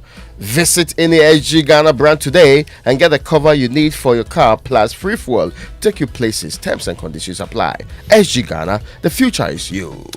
Now, are you ready for a colorful festive season? Well, it's time to do more for less with Coro Paints.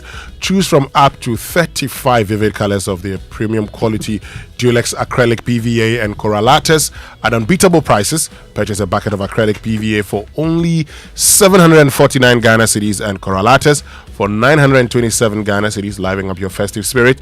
And do not miss out this holiday season. This promotion is valid at all Coro Paint stores and authorized distributors nationwide. All right, well, it's time now for us to hit the nutrition line from Nestle, and of course they offer good food for a good life.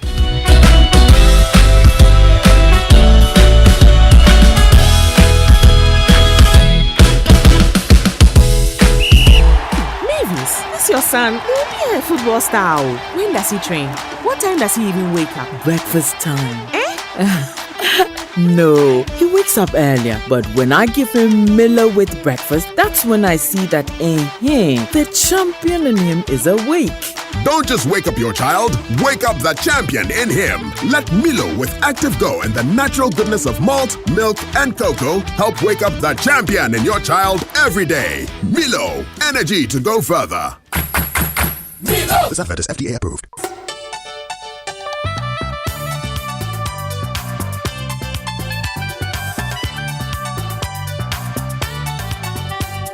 This is Nestle Nutrition Line. Nestle Nutrition Line is a public service program from Nestle Ghana Limited. Nestle Nutrition Line offers tips on good food for a good life. Now to your presenter. Hello, good morning. A new day is here with new opportunity and plenty of blessings to enjoy. I'm Jackie Ankra, also known as Na Ajilisoa. I hope you're well and enjoying 2023 so far. Facing life with confidence and swag and a smile. Today on Nestle Nutrition Line, we're discussing another weight loss tip. And this time, it's water. Drink a glass or two of water just before your meals. The main rationale behind this tip is satisfaction or satiety cues come from the stomach, and once you feel full, you stop eating. The problem is that there is a delay between when the food enters your mouth to when it gets to your stomach to trigger this satiety signal. When you drink water just before meal times, the water gets to your stomach and occupies some space, so that by eating far less than usual, your stomach feels full and sends out the satiety signal. This leads to you eating less food and calories and shifting the energy balance towards weight loss. Another benefit of water before meals is that water has 0 calories, and so by drinking water instead of a sugary beverage, for example, you save calories, which help in the weight loss journey. Apart from weight loss, drinking water will help improve the tone of your skin, prevent or reduce headaches, and relieve constipation. Give it a try by drinking water before each mealtime. I'd like to thank you for joining us this and every weekday morning. Where would we be without you? Do please reach out. Let's keep the conversations going, all in the name of total health and wellness.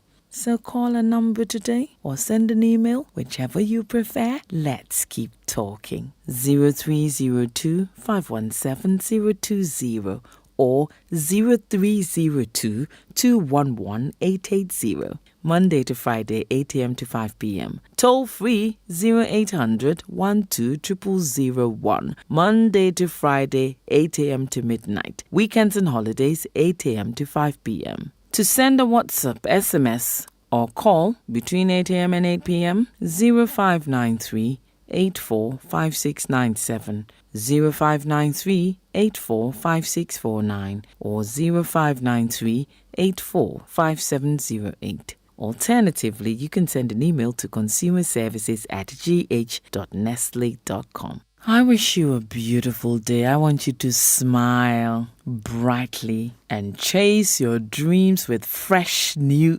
energy. Go out and do something incredibly, remarkably unique with your day. Bye. Mavis, this your son? Yeah, football star. When does he train? What time does he even wake up? Breakfast time. No, he wakes up earlier, but when I give him Milo with breakfast, that's when I see that the champion in him is awake. Don't just wake up your child, wake up the champion in him. Let Milo with Active Go and the natural goodness of malt, milk, and cocoa help wake up the champion in your child every day. Milo, energy to go further. Milo! This advert is FDA approved. Hey, Ma, the way you're always getting alerts these days, I won't be surprised to hear that you have gotten a Momo for Business account by my next visitor. Oh, I'm already on Momo for Business. Since when? Since.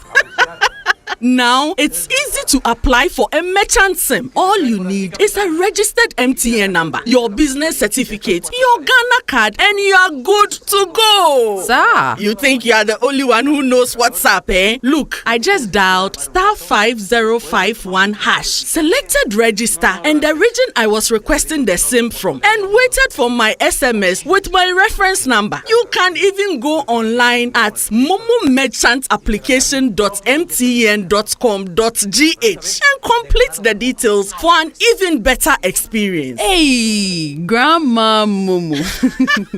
Sign up for Momo for Business the easy and simple way. Just visit momomerchantapplication.mtn.com.gh or dial *5051# and follow the prompts and be on your way to owning a Momo business account today for free. MTN. Have you ever thought of the one that makes you complete? An escape from the clutches of interest charges. With the Standard Chartered Visa debit and credit cards, payments are completed at the speed of light, intertwined with interest earning accounts. You also get unbelievable rewards every time you swipe. You have access to over 1,200 airport lounges worldwide. High credit limits of up to 100,000 Ghana cedis and up to 50 days interest-free with our credit cards. You also get to enjoy full multi-trip travel insurance for 90 days. Fees discounted at your feet with our globally partnered merchant points. Bills are always settled, not battled. Get the Standard Chartered debit and credit card now. Call toll-free on 0800 740 100 or 0302 740 100 or reach us via email on feedback.ghana@sc.com. Standard Chartered, here for good. Wake up, have a great day, yeah, with nourishing cowbell premium milk and cowbell Vita Rich, nourishment for you. There's a cowbell milk for you, for you, for you. Cowbell Vita Rich and cowbell premium. Introducing the new Cowbell Premium Milk, high in protein, and the new Cowbell Vita-Rich, enriched with vitamin B9, both so creamy. Now there's a Cowbell for you. Cowbell, a creamy goodness. This advert is FDA approved.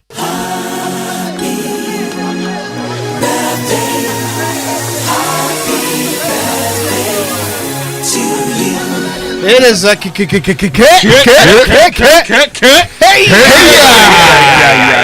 birthday messages on the Super Morning Show are brought to you by MTN. Everywhere you go, Bank of Africa, the African bank with global reach. Bank of Africa, as strong as a group, as close as a partner. And Franco Trading Enterprise, still phone Papa Pefi. And let me do this one. Today is a birthday of Rita Ejekumhene.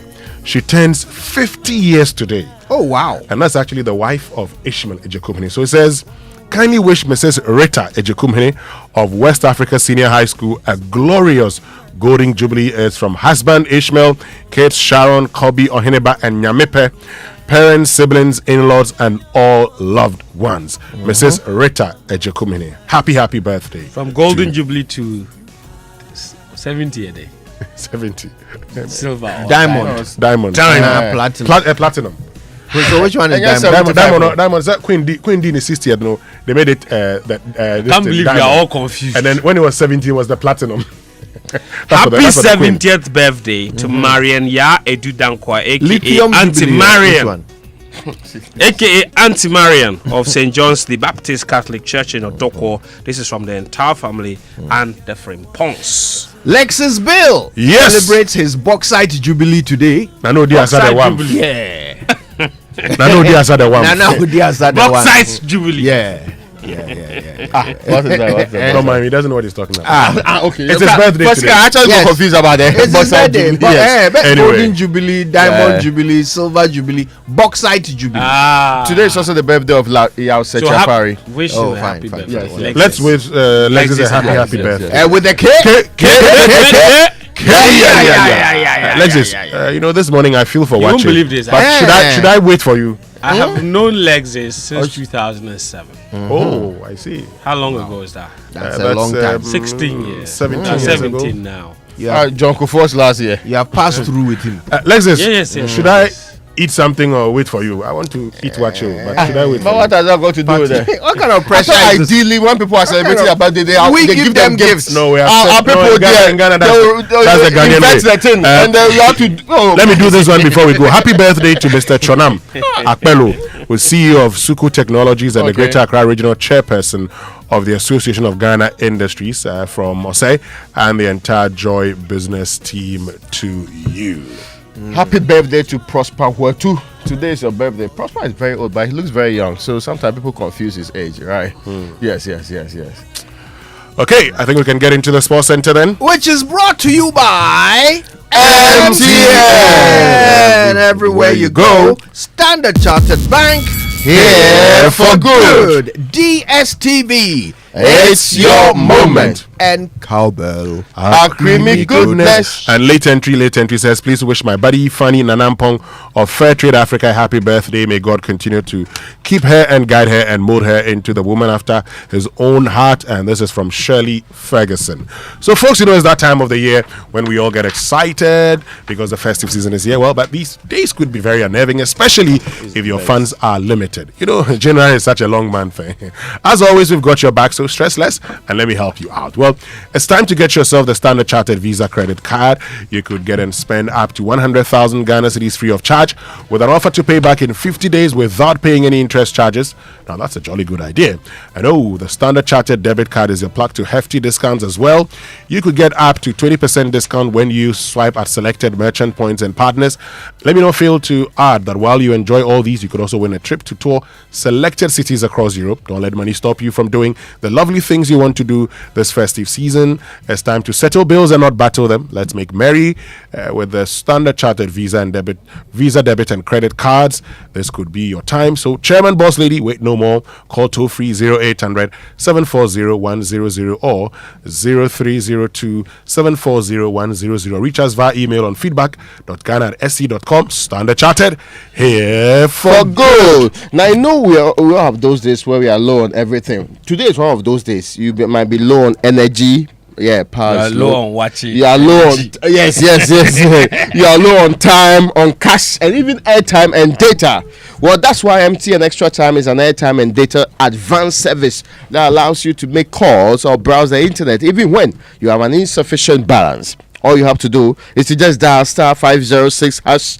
Yes, 506 hash, go through the prompts and select the amount of airtime or data you need. It's more than simple. Doing your favorite things on MTN means you don't get interrupted, even when you're low on airtime or data. Please remember, all terms and conditions apply. You might be low on car too, like my good friend here, who, even though everybody knows he uses Benz, is holding Toyota key.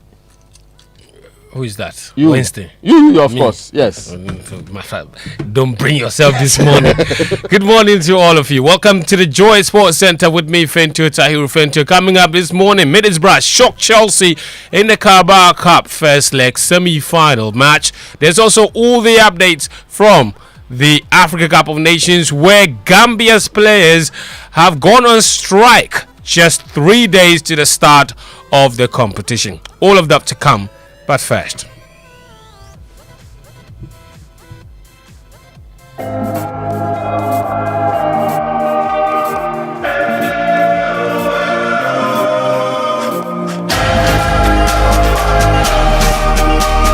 that's right. We'll begin from the Africa Cup of Nations, and here in Ghana, last night President Akufo-Addo bid the Black Stars farewell to the 2023 Africa Cup of Nations at a dinner in Kumasi. The president was accompanied by the Minister for Youth and Sports, Mustafa Yusuf. Musician Stonebwoy performed there, and singathon icon Efua Asantua was also a special guest. Speaking at the event, the president urged the Black Stars players to make the country proud. Know very well that you have the support of Ghanaians.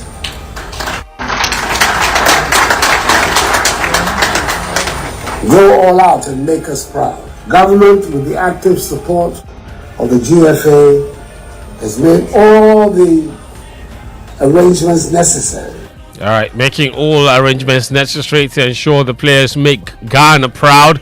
Now, after Ghana's disappointing goalless draw against Namibia on Tuesday in their only pre-AFCON friendly, confidence in the team, of course, is understandably low. However, Stoneboy, who performed at the dinner farewell party, has expressed his belief that the Black Stars can shock the world and win the title.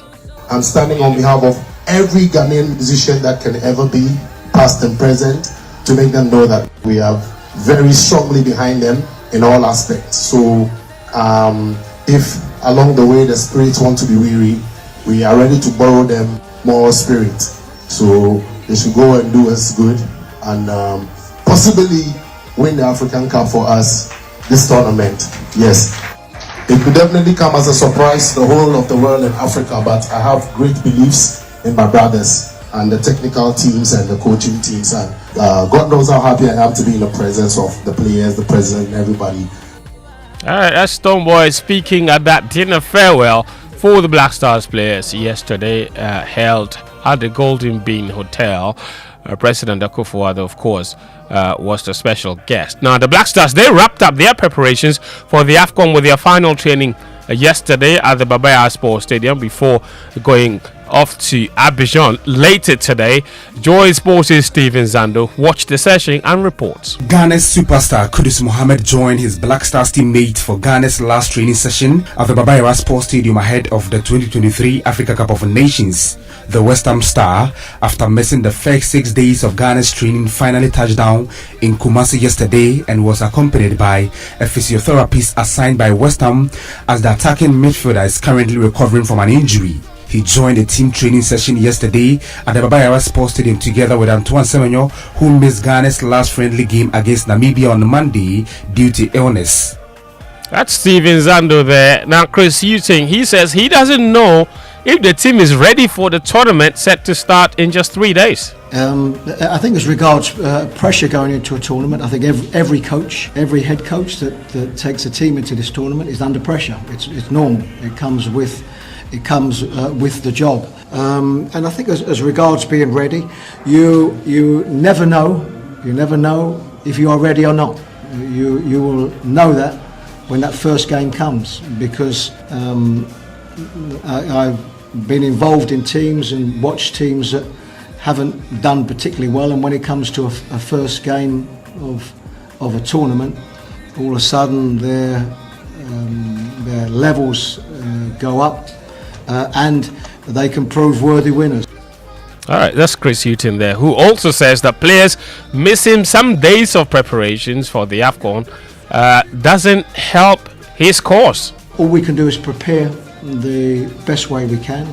It's of course never helpful when some players have to miss a period of training. You know, that's never helpful. But you know, we probably wouldn't be the only team that are in that position, and we have to make the most of what we have, and we have to ensure that we are ready come that first game of the season.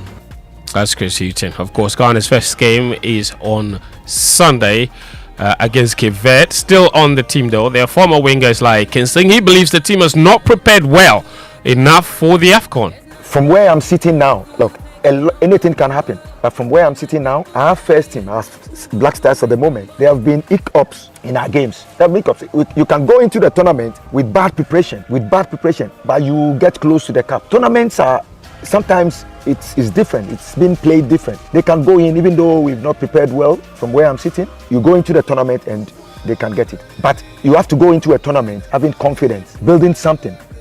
That's like kissing. Elsewhere in AFCON news, Gambia's players yesterday refused to show up for a farewell training session at the National Stadium in Banjul over unpaid bonuses. The bonuses relate to the team's qualification for the AFCON tournament, in which the players were promised $15,000 each.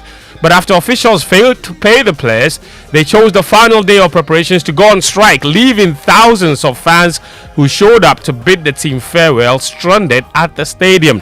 Momo Dubai is a Gambian journalist, and he told us how the whole drama unfolded. And they were scheduled to train at the Independence Stadium in the form of a farewell to the fans, because they haven't they missed the Scorpions due to the stadium ban. What they were requesting is a qualification bonus for qualifying for Cote d'Ivoire, for the tournament in Cote d'Ivoire. What we know is that the players expected a qualification bonus of over $38 million is to be paid. So, the team basically, the players basically gave them an ultimatum. It's either the money is paid, or there will be no training, or they will not even travel. Interesting. So Gambia's players are even refusing to travel. They're in a very difficult group alongside champions Senegal, 5-time winners Cameroon, and West African rivals Guinea. Speaking of Senegal, that's Gambia's first game of the tournament on Monday, and the Teranga Lions are already in Cote d'Ivoire. They became the third team to arrive ahead of the start of the tournament on Saturday, led by new husband and Al Nassr star Sadio Mane. The team touched down in Abidjan in the early hours of Wednesday morning and immediately traveled to Yamoussoukro, where they will begin their title defense against Gambia on Monday. Meanwhile, reports now claim Cameroon goalkeeper Andre Onana has opted not to play in Cameroon's opening game against Guinea on Monday. Onana continues to stay with Man United despite being named in Cameroon's squad for the tournament. He's expected to feature for the Red Devils against Tottenham Hotspurs on Sunday. We will now go to England. Colwell's got wrong side again here. And here is Jones against him. Oh, what a chance! Slid home by Hayden Hackney. Advantage Middlesbrough late in the first half. And it's come down that channel. And there have been a few mistakes in there. This one has been punished. That's right. Last night at the Riverside Stadium, Middlesbrough produced a counter-attacking masterclass to beat Chelsea 1-0 in the first leg of the EFL Cup semi-final. Hayden Hackney scored the only goal by sliding home an Isaiah Jones cross in the first half. Cole Palmer missed 3 presentable opportunities as Chelsea, who had 18 shots but only 5 on target, failed to score for the 6th time this season. The Chelsea boss Mauricio Pochettino says they were punished for their mistakes. I think it's so easy to explain. I think we made some mistake on the first half and we were punished for that. We create big chances and we didn't score. We were not clinical enough. That is so clear. Yes. Another games maybe you can talk in different way, but now it's so easy to explain. In the second half we dominate, but we didn't create enough chances. Deserve the credit, of course, Middlesbrough. It's the first 90 minutes, the first half of the tie, and I think we are losing 1-0. That's Pochettino. The reverse fixture will be played in 2 weeks at Stamford Bridge. The other semi-final game will be between Liverpool and Fulham later tonight. That's all the sports this morning on the Joy Sports Centre. My name is Fento Tahir Fento. Back to you, Winston. Thank you very much, Fento, for joining us with the latest in the world of sports. Now time for the Joy Business Minute, brought to us by Consolidated Bank Ghana, CBG. We stand with you, and Anointed Electricals, the generator experts. Hello, welcome to the Joy Business Minute, brought to you by Consolidated Bank Ghana. We stand with you, and Anointed Electricals, the generator experts. Finance Minister Ken Ofori-Atta says Ghana should expect to receive a draft term sheet from official creditors for the restructuring of the country's $5.4 billion of bilateral debt. President Akufo-Addo has finally signed the 5 tax amendment bills into law. The Ghana Financial Stability Fund has advanced its first support of 2.5 billion cedis to a commercial bank in the country. And Bitcoin jumped briefly on Tuesday after a post on the US markets regulator's X account said it had approved new so-called exchange-traded funds in the cryptocurrency. The Securities and Exchange Commission later deleted the post and said its account had been compromised. And that's the Joy Business Minute, brought to you by Consolidated Bank Ghana. We stand with you, and Anointed Electricals, the generator experts.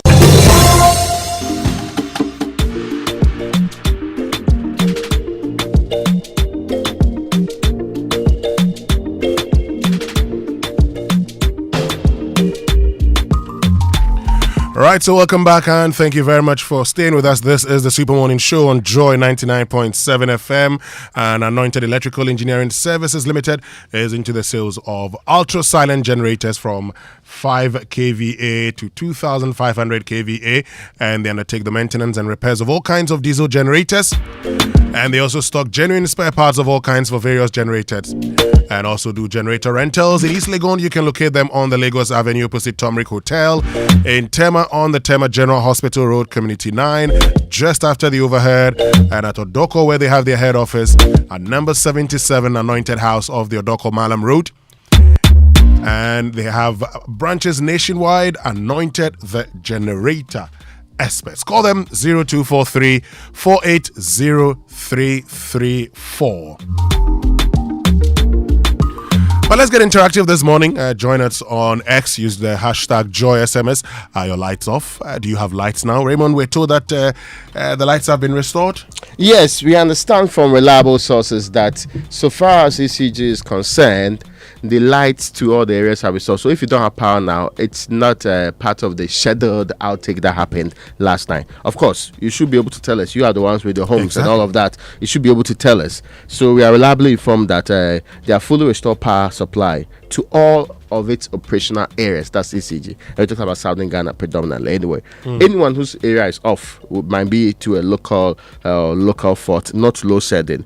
And the interesting part is that does it presuppose that the previous outage was load shedding?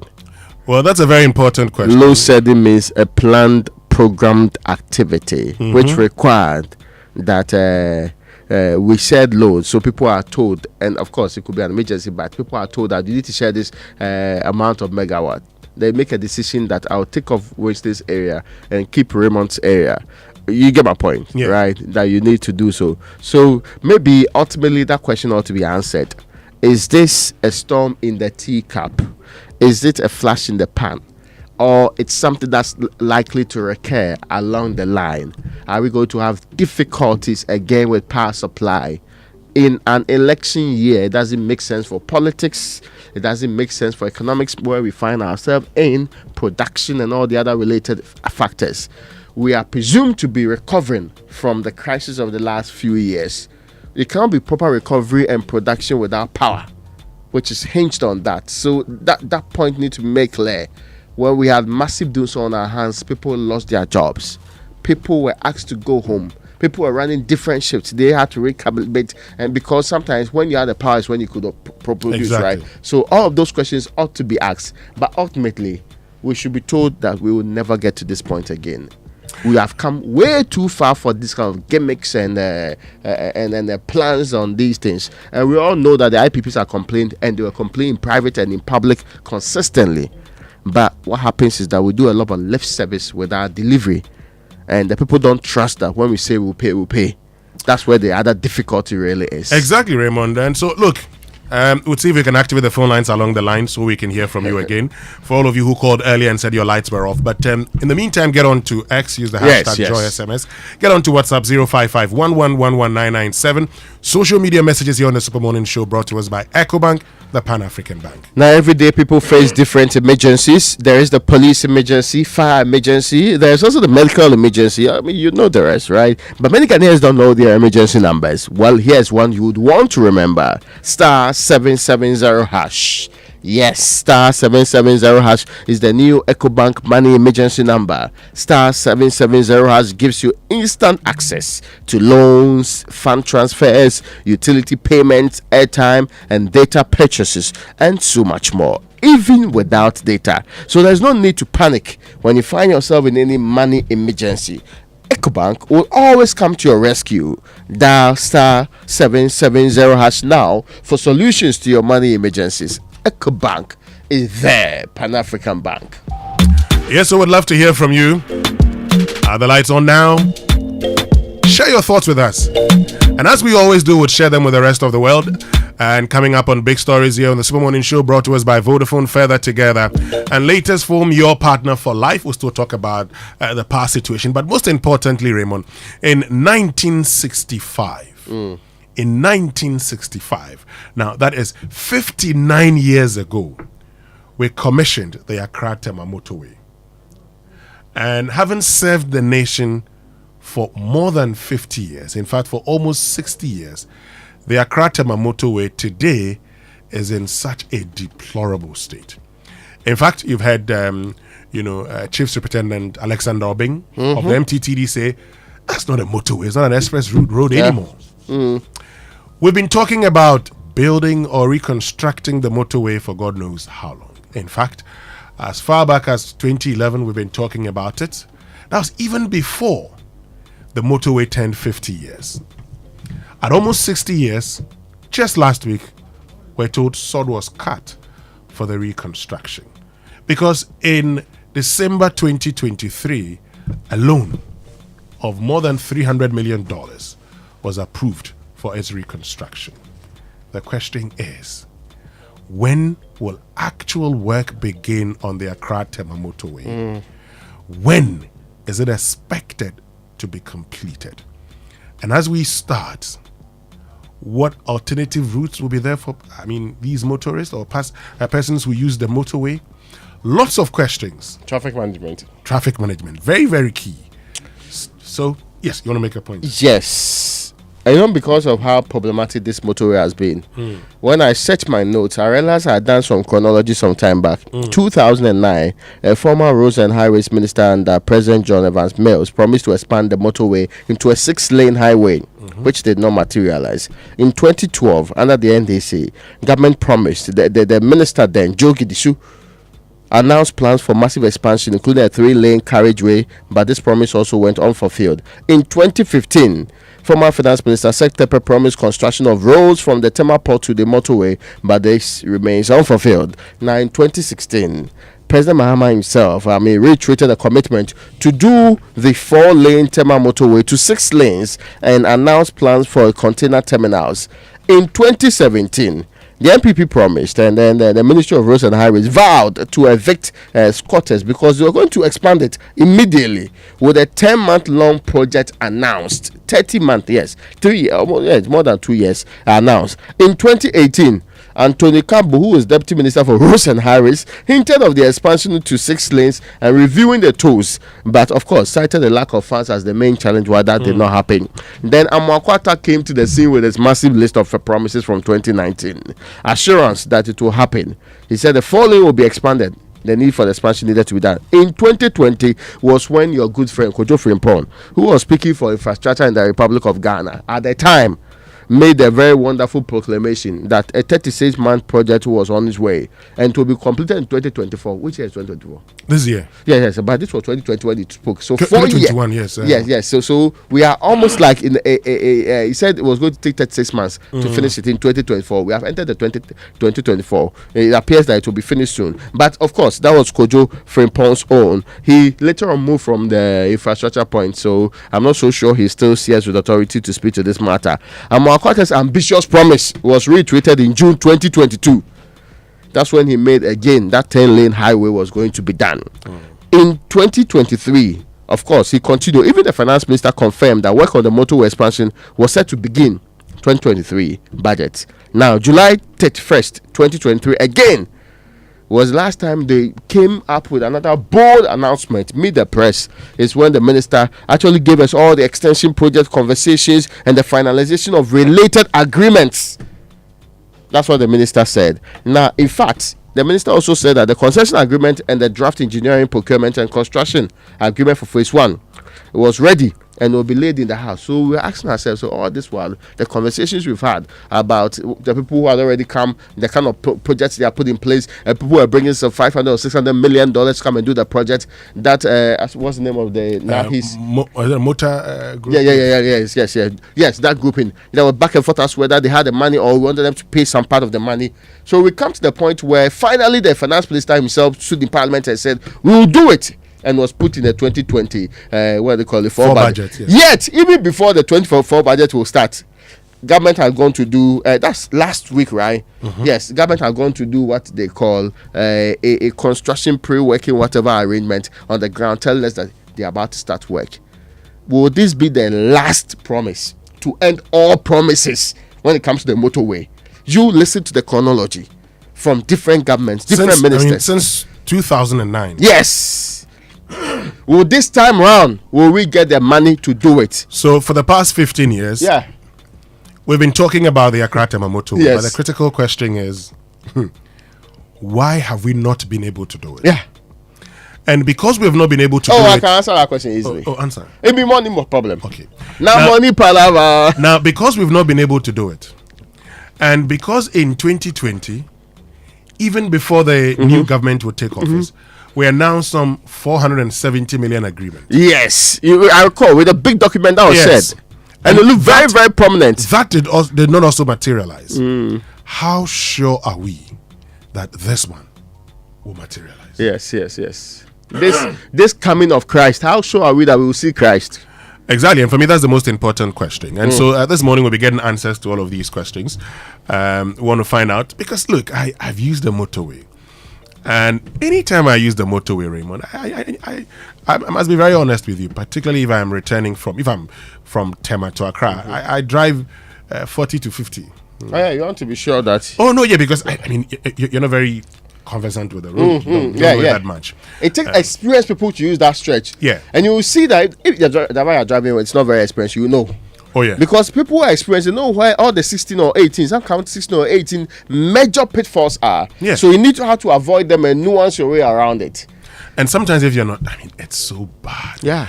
And you know, the west part of the motorway is from Tema to Accra. Also because, you know, people drive to the harbour. Yeah, and you know, the volumes on the road once they're returning from the harbour. Particularly the landlocked neighbours, they have to, you know, drive all the way to Burkina Faso and all of that. The question is, if the motorway is a priority, why have we not constructed it? I cannot, in God's name, believe that a country that prioritizes a project will not find money. I have said consistently that the only thing government cannot do. So we are looking at for how much? 400 or 500 million? The loan approved was less than $400 million. And that's almost like the National Cathedral amount. In city terms, the National Cathedral, we spent 339. No, I'm talking about also what we projected for National Cathedral. Oh, remember, eventually, it started from yes, eventually 400 million. Yes. Actually, more than that. Less than the National Cathedral. Yes. So I think that we should pray that we all get the money to do motorway first. Yes, then we can do the cathedral. Do you know the history to that? There was some time in Legon Hall where the likes of J.H. Mensah, they fought the building of the chapel. They said they wanted the dining hall first. Because to them, if they don't have a place to eat, they can't go and serve God. Of course. Now, if you don't have good roads, why do you want to get into a cathedral when you have bad roads? I think that today, a major priority in this country is not the construction of a cathedral. And I have made my point very clear on the cathedral. I do not think that my, taxes be used in constructing a cathedral. So, I mean, that's something that is not in doubt. So I do not support the construction of a national cathedral. So that one is there. But I support the construction of the Accra-Tema Motorway. 10 lane, fantastic. Yeah. Fantastic. So this morning we'll be getting answers. Stay with us right here on the Super Morning Show. Now, if you're looking for the best value data and voice offers, look no further as Vodafone has unbeatable deals made just for you. To enjoy these amazing Vodafone offers, just dial *530# and get onto any of the Vodafone Made For Me bundles. For as little as $1 Ghana cedi, Vodafone Made For Me has got just what you need. This offer is specially made for you. Simply dial *530# or visit my Vodafone app to subscribe. Vodafone, further together.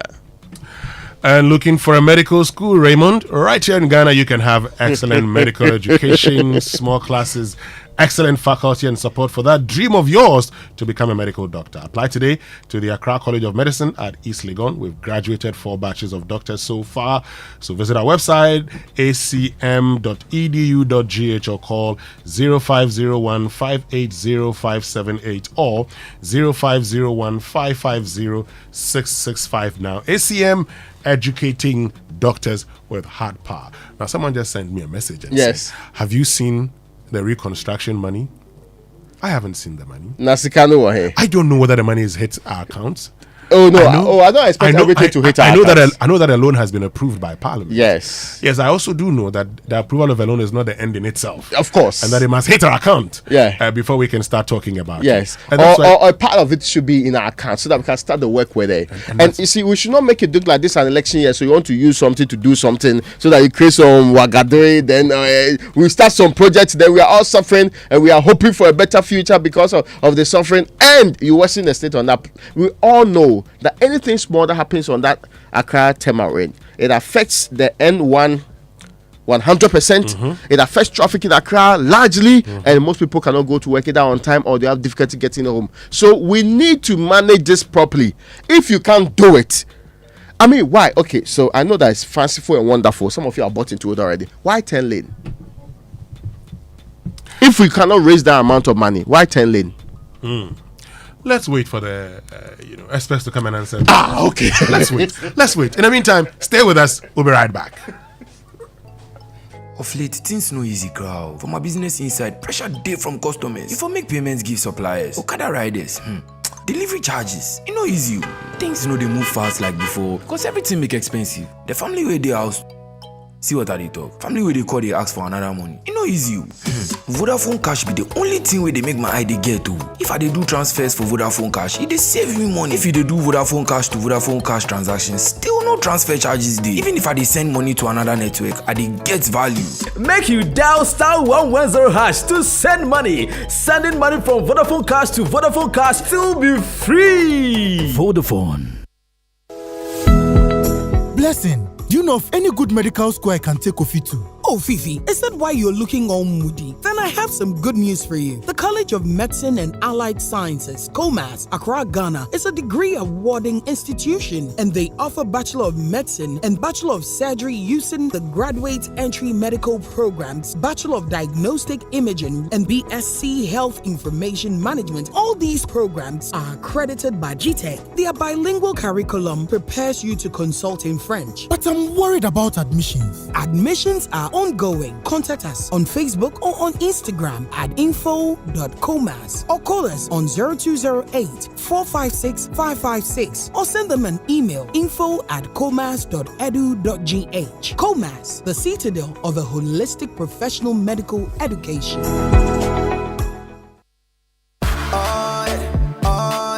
EcoBank Mobile, they make me say, EcoBank Mobile, they make me crazy. Download it and use it. It gon' make your life so easy, yeah. Oh yeah, download it. You go enjoy it. In my Ramen check. In my Ramen check. Come make a download them for you. Cause you can pay bills, you can buy credit, you can pay school fees, even chest tights with the Apple. EcoBank Apple.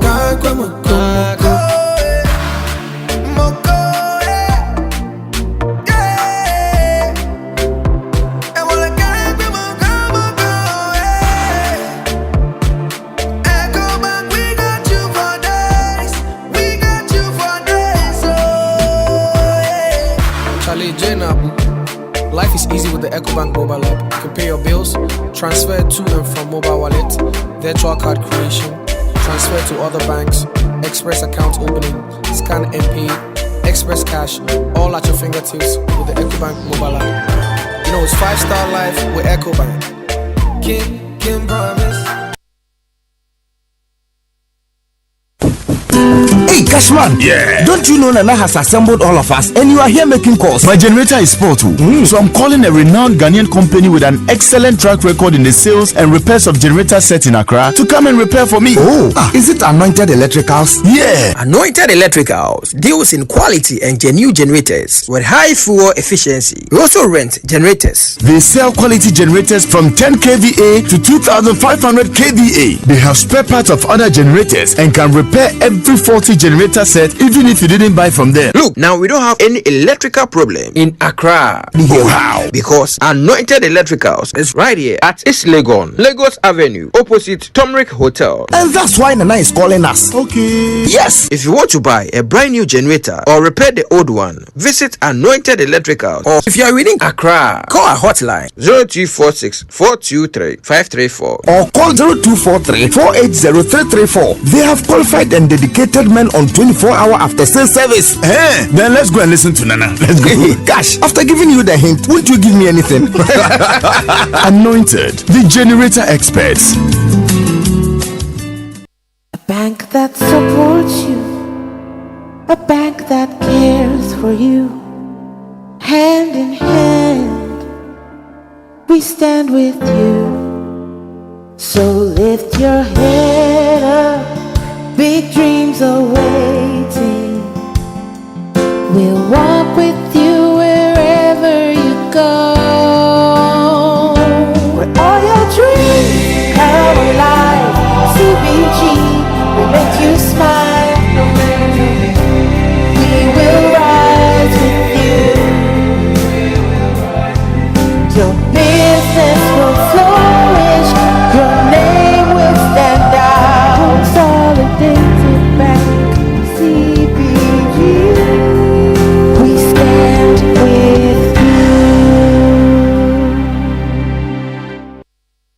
coffee in your cup, and Joy on the set, the Super Morning Show is always the best bet on Joy 99.7 FM.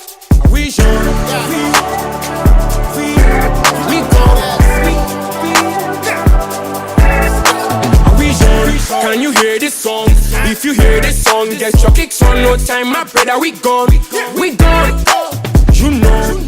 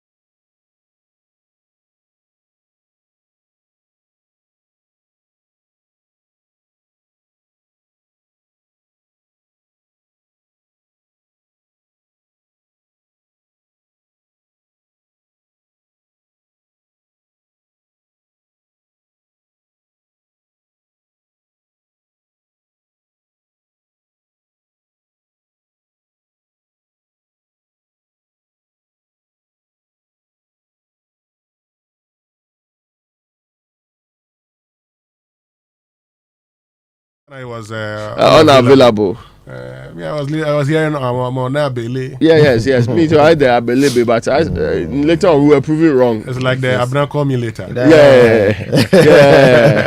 It was so obvious to most of us, but at least sometimes they should share the lyrics before they share the songs. But you see, the thing, what is obvious to you, it's not obvious to others. So.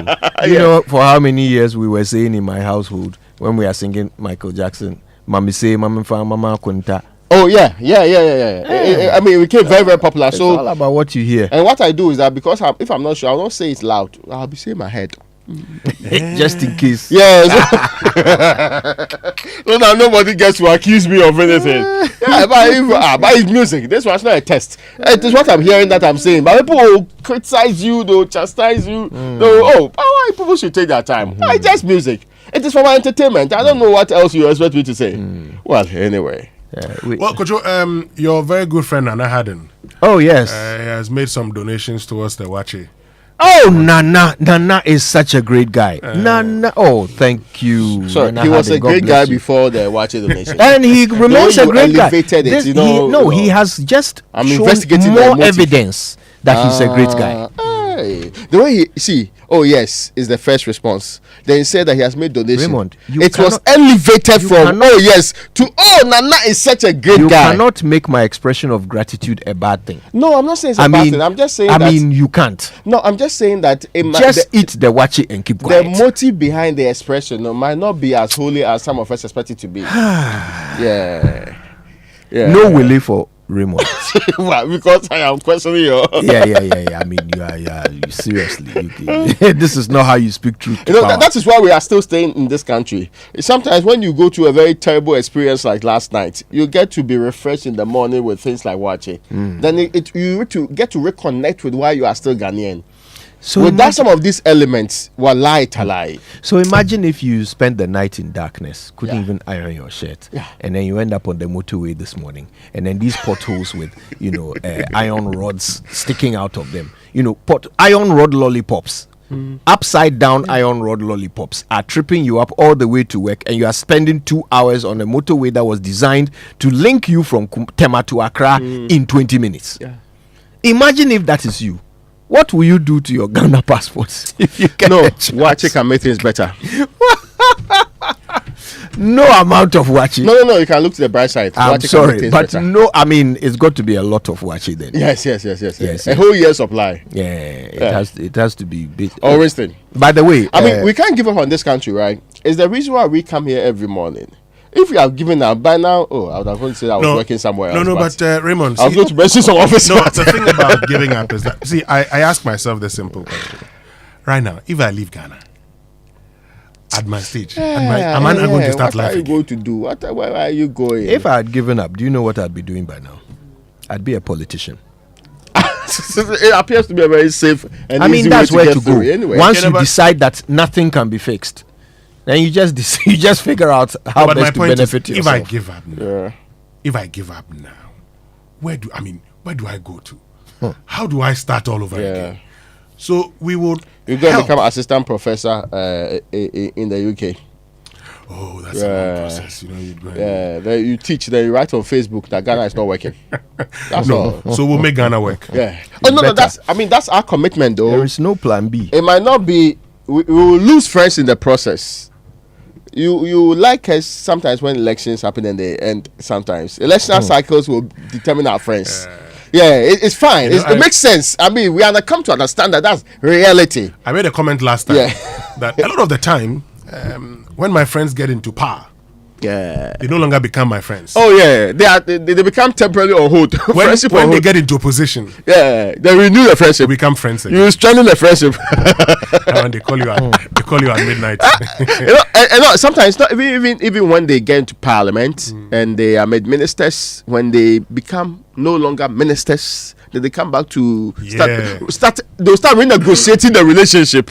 Then they start advancing it. When we understand, they will get there. When they get to parliament, okay. Yeah. But when they become ministers or they get onto some boards or then they stop. They say you don't understand. All of a sudden, they have a different understanding of statecraft. which is very different from everybody's own. But with time, time does a lot of things. Time would actually re-engineer all of these things in a nice way that we all settle nicely. But Ghana should survive and strive on. That's why we are here. I guess the key is that we can't give up. Oh, because yes, if we give up, then we've definitely lost. Yeah. All right. So not only can we not give up, but we have to somehow keep the spark of hope alive in others. We should be taking occasional, holidays to rejuvenate. You can't give up, but we should take holidays to rejuvenate consistently. Because if you don't take care, then is this a segue into something about Safari Valley? Because I second the motion. You are not going somewhere. Well, you have no right to be there again. Let me tell you about Safari Valley. Brilliant. Listen. Because it is our time. It's our time. It's our time. It is our time. It's our time. And it says that Safari Valley opened the gate for you. Introduces the Safari Wildlife Experience. That's right. By creating an environment that fosters the harmonious cohabitation of forest, water, humans, and wildlife, such as zebra, sable antelope, llama, wallaby, fallow deer, and the Patagonian mara. That's right. And many others, where everyone can Mara come and one. experience these majestic creatures at a starting price of only 250 Ghana cedis, and is free for children up to 6 years. It's only an hour's drive from Accra. It opens from 6 a.m. to 8 p.m. each day. Visit Safari Valley Eco Park with your friends and family today for the thrill of a lifetime. For more information, visit safarivalleyresort.com. Check out Safari Valley on Instagram or call 0596 914394. All right. Well, listen, I've got some filler for you. If you can come a little closer to your radio so I don't have to shout. One shout. Because this is the gist of the year. Your energy-giving, great tasting Lucozade has a new look. Yeah, did you know that? Whether you're out and about, in the office, in school, or even in a trotro, and you need to restore your energy, look out for the new sleeker, slimmer Lucozade Original 330 milliliter can with the same energy that you've known for years. Now you can go about your day with even more swag as you drink Lucozade from your new sleek can. So go ahead, grab your Lucozade sleek can and discover the same unbeatable energy with every sip. Lucozade, restore your energy. This advert is FDA approved. Now, when we say insurance that gives you more, and we mean more, your car deserves the very best. So get more from your protection with the motor insurance policy from APSA, underwritten by Hollard Insurance. With the motor insurance from APSA, underwritten by Hollard Insurance, you can choose from our comprehensive or third party fire and theft policies to ensure that your vehicle stays protected. You also enjoy post-repair inspection, free delivery of your vehicle after repair, free roadside assistance in Accra, Tema, Kumasi, and Sunyani, and more when you sign up for our comprehensive cover. So go on and get more for your protection with a motor insurance policy from APSA, underwritten by Hollard Insurance. Discover how to get things done at apsa.com.gh or the nearest APSA branch. Terms and conditions apply. Raymond, before we get on to the motorway conversation, I want us to do something. Because we talked about the power situation this morning. Yeah. And we're told that the lights have been restored. Yeah. And that anybody who's going through a problem, it means it's what? Localized fault. Yes, so read that information verbatim. Yes. So we know that we are reliably informed that they have restored power supply in all operational areas. Anyone off is local fault and not load shedding, please. Thank you. Okay. So this is from our sources. Yes. Reliable sources. Very thick sources within the ECG. Yes. That power has been restored. Folks, let's do this briefly. Some of you called us this morning and we're told that our phone lines were beeping even when we said that was our last call. Please, if your power has been restored, get in touch with us.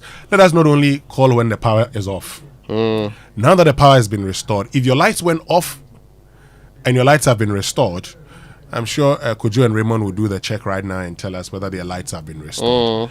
But I also want to hear from you. No, I can confirm mine. Yeah. Yes, mine are back on as well. Yours are back on. Yes. Raymond, yours are back on. Yes. Okay, so let's just do this.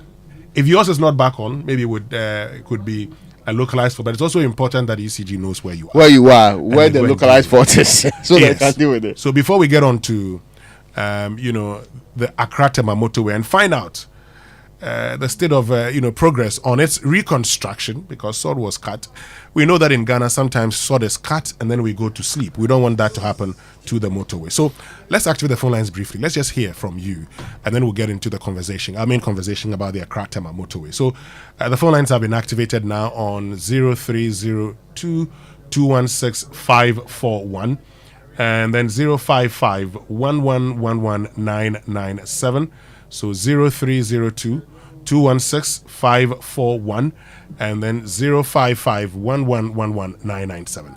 If your lights have been restored or not, please give us a call. We would want to know, and then we'd be able to get in touch with the appropriate authorities to make sure that you have power.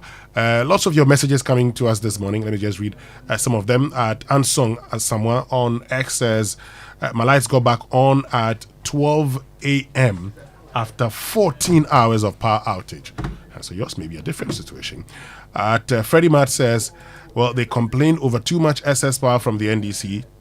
Sometime back today is Dumso. Wow, some parts of Waja, Malam, McCarthy Hill experienced that during the day. And at Junior_Masaudu says, it went off at 7 p.m. and came back this morning at 6:30 a.m. My humble question is Dumso back?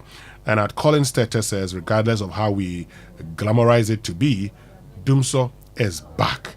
But it is not just the worry of it. I'm concerned that after 66 years of independence, we still have these issues crippling us. It is time to rethink energy generation. So much sun means solar diversification. Let's go to Papansa Teshinungwa and find out. Papansa, good morning. Good morning, we still there. Yes, Papansa. Okonfo. Raymond, Happy New Year. Yeah, same to you. Today, there, by God's grace, my lights are in. Okay. I slept in the darkness. The heat is not easy. From 7 p.m. yesterday night to this morning, 7:30. Okay. It came back. Okay. Yes. We thank you all for your good work. Okay. Thank you. Bye. Thank you very, very much, Papa Ansa, for joining us. Let's go to Ashaiman and Mr. Tetanos. Hi, good morning. Mr. Tetanos from the Republic of Ashaiman. Hey. You guys are doing well for Ghana, Mother Ghana. Thank you. So the pieces we all put together will make Ghana a better place for all of us. Yesterday I happened to be in the Greater Accra region, but I was somewhere around Adan to visit some relatives. And there was a power outage. It just lasted 20 minutes. And it came down and it's been on. So kudos to ECG. They should keep it up like that. But this year, they should do well to let the power outage go, because they say somewhere in America, we say we learn from people who know more than us. There have been never light off. And 5 minutes of light off, the person in charge of that power station has been taken off. So they should pick up the pieces and let Ghana become a better place for all of us. Mr. Tetanos from the Republic of Ashaiman. Thank you very much, Mr. Tetanos. Let's go to Kumasi. Dominic, who is at KNUST listening to us on Love FM. Dominic, good morning. Hello, Winston. Yes, Dominic. I want to know whether this place will be part of the ransom. Well, if your lights went off last night, we just want to know if the lights are back on. But if you didn't experience lights off last night, then it means that you don't have a problem. Okay, all right.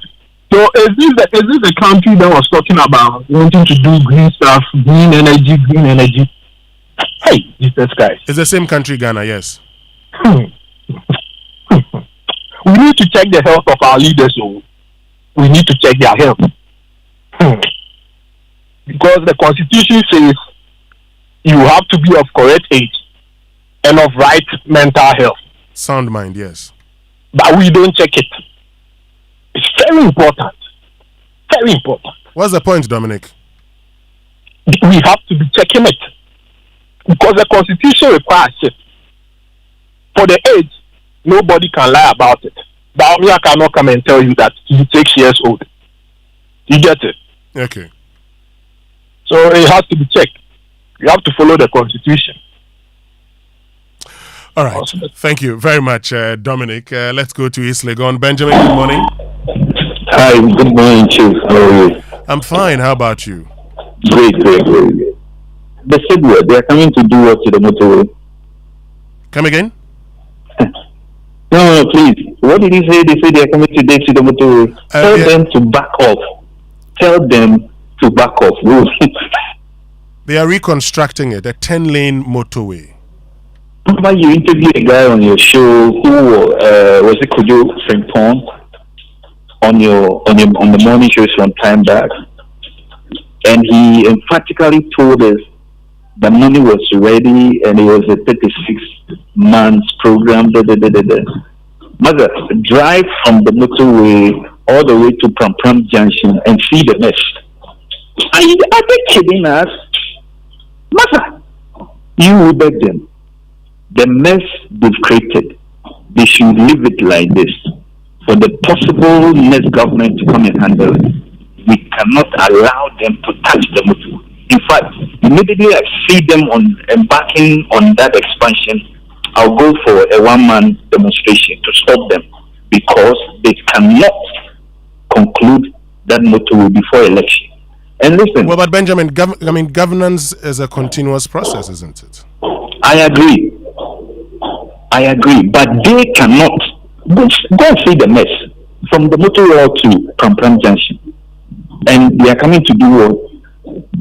Because it's an election year. Please, we beg them. We are tired already. Okay, thank you very much, Benjamin. At East Legon, we go to Swedro. Kwame, good morning.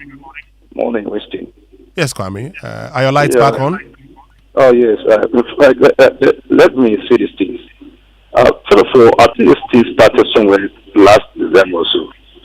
And then I'm actually at the moment. Okay. You see, it started last year, somewhere December. The light to go off.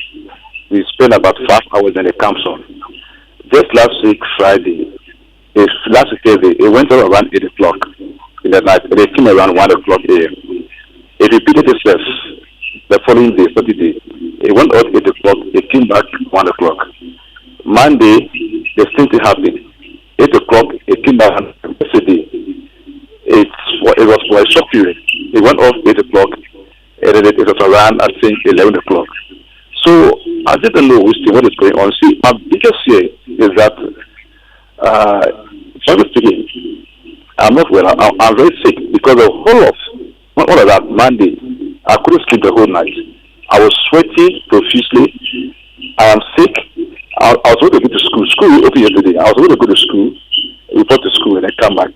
Because the light went off on Monday, and then I felt sick, I couldn't go to school yesterday.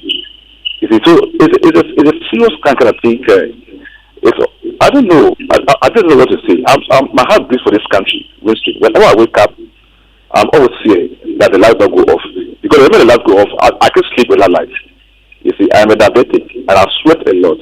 You can just imagine sleeping in the heat. So, I'm praying. I learned that only RPP is $1.5 billion or so. I don't know what any other of truth in that statement. Well, we owe the IPPs, but this one was because of our indebtedness to WAPCO. And so that's why the lights went off. But I think that, for those of you who experience the lights off, the lights out, you've told us that the lights are back on. So that'll be it. Kojo, you've also confirmed that your lights are back on. So for those of you who are experiencing local faults, I think you could reach out to the Electricity Company of Ghana and let them deal with that, okay? We're getting some information from Kumasi that they've been suffering some outages for some time now, for a few days now. Hours at a go, and they also listening to Love FM right now, and certainly they know exactly what we're talking about. Great, so we're talking about the motorway, and once we started talking about motorway and all of that, I see many of you sending messages. I've seen people sending messages. Someone is asking me, since you're talking about roads, how about the abandoned Pram Road? Can the powers that be tell us what is happening? My own Abokobi to Terman Road is also another issue. But let me just pick the final caller, Jones from La. Jones, good morning.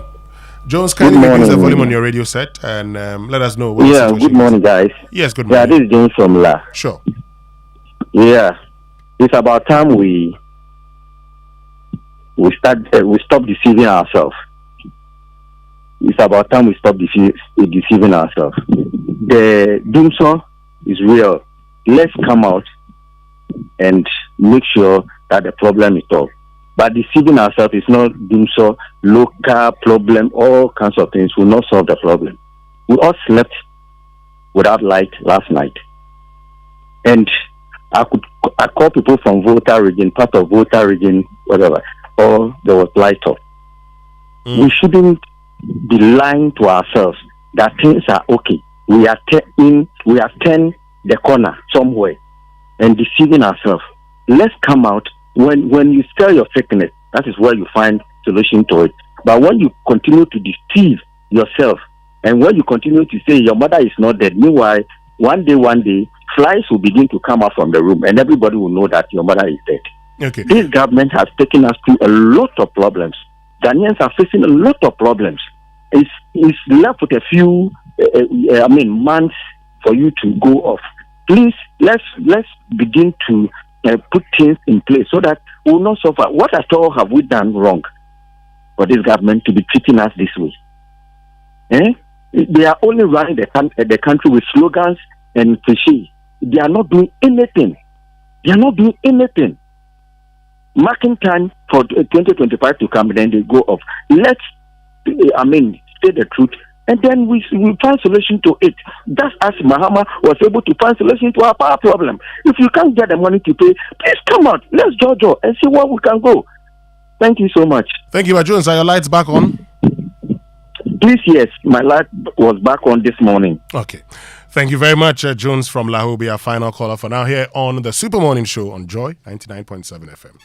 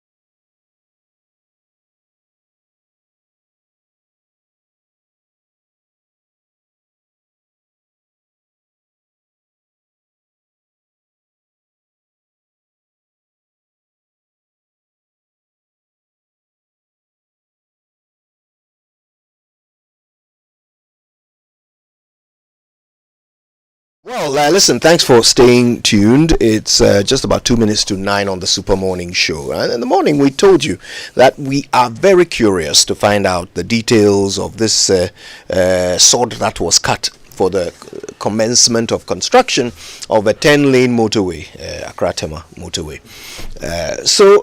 We thought best thing to do is to get some details Yes, Kojo, we have the chairman of the Transport Committee in Parliament, Kennedy Osenyaku, who's joining us via phone, so we can have this conversation with him. Mr. Osenyaku, thank you so much for your time. Good morning. Yeah, good morning, and thanks for having me.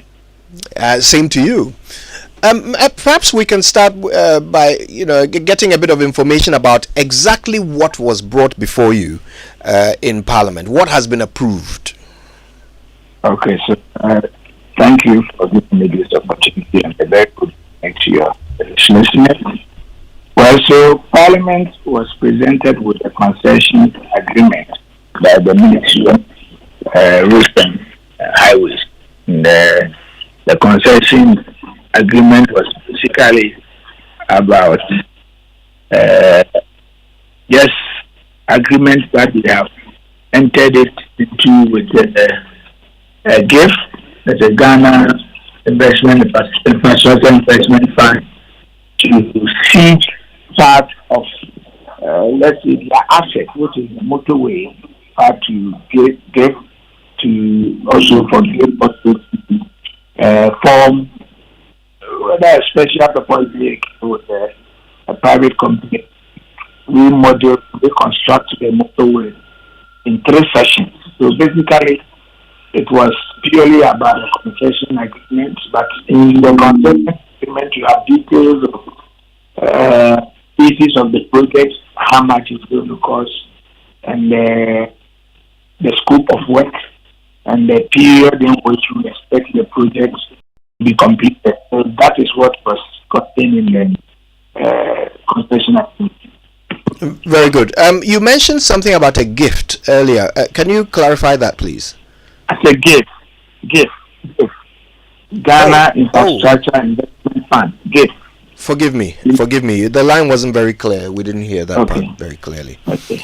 Okay. So can you clarify what role the Ghana Infrastructure Fund is playing in this? They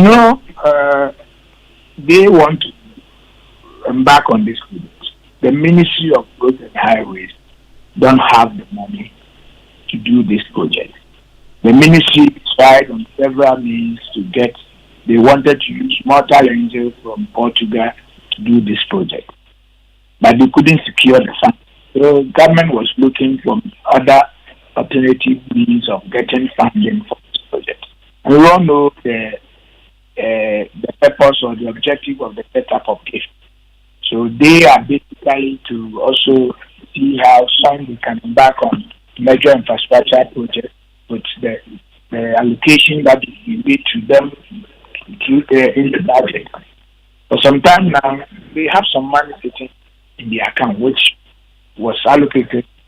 So they decided that if government doesn't have the funding to do this project, we have some money sitting down. Let's start with this project. Then we will leverage on the first phase of the project to also launch for external fundraising to get money or get some funding to do the phase 2 and phase 3. So that is how come GIFT came in, because government doesn't have, or Ministry of Roads and Highways doesn't have the bulk of money to engage a company to do the project. We decided to have to write everything. And this is the first time we are going to have, they will give a government institution, but we will have a separate entity different from Roads and Highways embarking on such a mega project. This is the first time that where we are just trying to see how this model will work, this funding model will work, where a company will be given, the right of usage to have a portion of the road section constructed. After that, which will do it, and it will return back to the original owner, which is the Ministry of Roads and Highways. So that is the arrangement so far that we have. And this concept that is given to get expire in 30 years. Right. So after 30 years, the asset now returned back to Ministry of Roads and Highways. So perhaps we can get into some of the detail now. First of all, exactly how much is GIF putting up for this project? So GIF is doing the first phase, and the first phase is going to cost around $337 million. That is the first phase, which is about 95 kilometers. 10 lanes, which has about 8 flyovers, 8 new flyovers. And the Tetekwashi also will be remodeled to 4-tier interchange. So that is how the first phase is going to, the scope of work is going to change. Right, 19.5 kilometers, 10 lanes, with 9 flyovers. With 8 flyovers. 8 flyovers. Let's say the Tetekwashi itself will be remodeled to 4-tier interchange. So if you put it together, maybe say you are having about 9 interchanges on the years. Right. And that's all coming up to about 330 million? 37, yes, 37. This excludes the relocation of utility costs and all those things, like relocation of electricity lines, water, and all those things. It doesn't form part of the cost of but the actual cost of the project, of construction project, is $300 million. Is this to be a concrete road? Well, certainly. For the 6 lanes, the original lane that is already there will be concrete, will be reinforced on the same standard, same concrete standard. But the outer lanes, the other 4 outer lanes, will be an asphalt that will be constructed on the side of the concrete. Right. So 6 concrete, 4 asphalt lanes. Yes. Okay. And now, so the 337 million is the GIF component. What is the total budget for the project? So the entire budget for phase 1, phase 2, and phase 3, originally it was around $530 million or so. Yes, if I'm right. Right. So let's talk about the practicalities of it, the scope of works.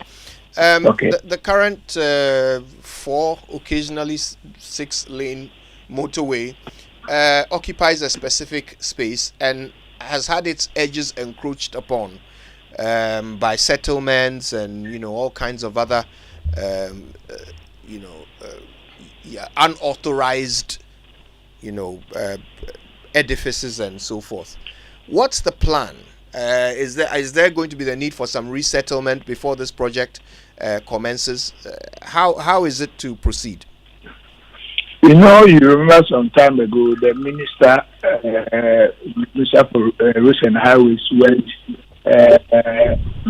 some tour around the motorway to engage those people there and advise them to relocate because the place will soon be there will soon be physical work on it, which generated a lot of heat. It came on television and all that. I mean, so already they were notified. Those people, the legal occupants on that stretch were already informed, but the intended project that the ministry want to embark on and were advised to relocate. So those who are occupying those places illegally, certainly, I'm not sure you have any legal right of stay on that property. The original owner of the property has come. We want to use it for a project. So they have to vacate. People who maybe the assembly, through the assembly, they have legally allocated some land to people and they have developed on it. Then certainly government has to pay compensation to those people for them to relocate. And it's part of the arrangement that the ministry through gave and the contractor will have to look at it and make sure that those who are legally living there, maybe as a result of the assembly allocating some land to them, putting up their properties on it, then definitely if their properties are going to be affected, then it's incumbent on the let's say the ministry to find compensation for them. Right. But those that are occupying there illegally, I don't think they deserve any compensation. So will all of this come out of the original 337 million? For now, I am not sure of the details of them, because I'm sure they are now going to look at all those aspects, and it will be an addendum. I think it will be an addendum. So I'm not sure it will be part of it. I didn't see any compensation component, because it did not come with the financing agreement. Normally you see the financing agreement, which are the component of compensation. This was just a mere concession agreement, which just has a summary or brief of the cost of the project and the scope of it. It didn't come with the financing agreement, so it becomes difficult to know that now item 1 or item 2 is for this, it will cost this, it will cost that. So we are yet to have that kind of details, and I'm sure this information will be readily available when the project commences. Although, Mr. Osanyako, if you are right about there not being any other money apart from what's coming from GIF, then definitely the GIF would have to cover any compensation, since that will have to happen before construction commences, won't it? Certainly. So if there's any that we envisage that they are not going to encounter such a huge cost, but definitely they will incur some kind of some compensation, little compensation, which certainly should come from GIF. So if that is the case, and they are able to determine that those people are legally occupant of the place and that they have to be compensated, then we cannot run away from that. We have to find the money to do. And it is like all other projects, you certainly have to compensate those people. Was there a traffic management plan included in the scope of works? Do we know what's going to happen to traffic while this project continues? Certainly there will be one. I don't have details of it. I'm not a technical person, but certainly with such a big project, certainly there will be a traffic management plan to direct the traffic on the motorway and other access routes as well. Great. So, Mr. Osanyako, were you told when the project was going to commence, the reconstruction? Well, the project, the contractor they've selected has been ready ever since. So we were even expecting that after the passage of the concession agreement, work will commence. I've seen that the contractor has moved most of his equipment. He has started clearing the shoulders of the road. It tells you that he's ready to commence work. Once he's clearing the shoulders of the road and he has all the equipment packed on the site, then it means there's nothing. Maybe there are some few things, paperwork that they have to complete it. This is a big project, so nobody wants to. Everybody wants to be ensured that it's covered documentally before they are able to commence. So I'm sure work has already started. Once the contractor is clearing the shoulders, then it means there's a general agreement that the work has to commence. You've talked about, GIF and a special purpose vehicle. What role does Maripoma play in all of this? So, the special purpose vehicle that was set up by GIF, the company is called ATEP, which is owned 100% by the government or by GIF. The ATEP has entered into an agreement with Maripoma, who is the contractor. So it's Maripoma that we have selected to do the project. So that is the contractor that has been selected. But I'm happy that Maripoma was selected because it's a local company. And this is the time that we have to also give opportunity to our local companies, build them, make them the mega ones that they always come from outside to compete and take a hard-won exchange the foreign exchange away from this country, which later comes to enter. So a party that we are giving to a local company, all taxes will be paid by this local company. It will remain here. All payment that will be made to this contractor will be in CDs. This contractor will not require for any exemption from anywhere. So I think it is something good. We have to be happy that for once we have a local company that is going to do such a major project. And does GIF have the $338 million readily available for work to commence? So if you look at the 2023 budget, I think the ministry made some of finance made some allocation to GIF.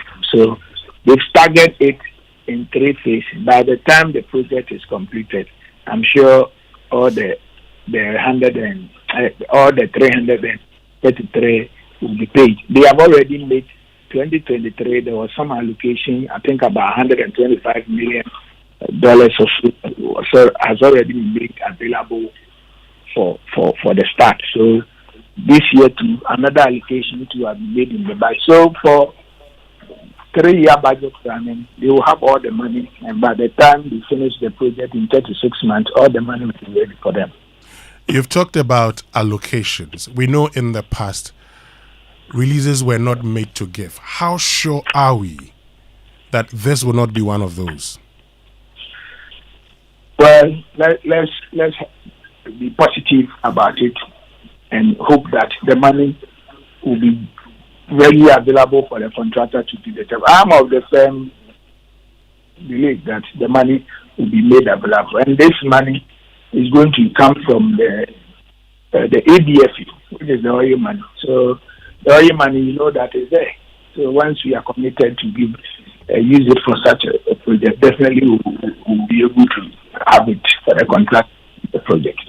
Were any assurances given to the committee, or did you ask for any assurances that GIF will not be anticipating any funding issues, that the allocations will go through, so that this project can run smoothly without any halting and hindrance? I'm not sure we can afford to halt this project in any way. And government is also committed. MBP government wants to see this project completed. And so it's committed. You know, we started this whole process somewhere in 2019 till now that we'll be able to finalize it. So government is so committed, and we want to find whatever resource that we need to do this project. That one I can assure you that there will not be just funds will be available for the contractor to do the project. Did the committee officially seek these assurances, or are you just saying this from your own personal conviction? So the finance minister appeared before us, and he made all these assurances that yes, they've already even, transferred some money to GIF's account, which is sitting in GIF's account now. So that is what they are going to use to commence the project. And as time goes on, they will also send or transfer whatever that is left. They will transfer it in batches. So that alone, I think we should just be assured that money will be available for the contract of the project. When you talked about the scope of works earlier, you said that certain things are not included in the original phase 1, 330 million, like the relocation of power lines, for example. But these are things that in some cases will have to happen before construction commences. So what budget in total, the amounts that have been budgeted in the budget for GIF for this project total is $380 million. But the actual cost of the construction is $337 million. It means they will have in excess of, let's say, about $50-something million there. I'm sure that is where they will be paying this relocation of utilities and any compensation from it. So the actual allocation for this project is $380 million. But the actual cost for the construction, the main construction, is $337 million. Right. Now, you said this is a new model that is being tried with GIF coming in instead of highways. So what does that do? What happens to supervision, the role of supervision? What will be different here? Will we still be seeing the Highway Authority of Roads and Highways playing that supervisory role, or is it going to be a different sort of model? Certainly, yes. The Ministry of Roads and Highways, they have the engineers, so they will be the drawings and everything. They will be providing all the technical assistance, know-how, and everything. They will be doing all this, and there will be a consultant too on the project that will be hired by ATEP. So definitely, the cost of the consultant and everything is part of the cost of the project. So, in terms of supervision, I'm sure they've already made arrangements. This is like any other project embarked by government. The only difference is that this time it's not being done by the ministry directly, but it's being done by GIF. So it doesn't take away the supervision from the Ministry of Highways or Highways. No. Okay, and Honorable Sanyako, finally, so the first phase, when is it expected to end? What's the completion timeline? 36 months.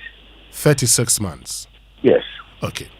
Thank you very, very much for joining us this morning. We're very grateful to you. So that's Honorable Kennedy Osanyako, who's chairman of the Transport Committee in Parliament. Stay with us.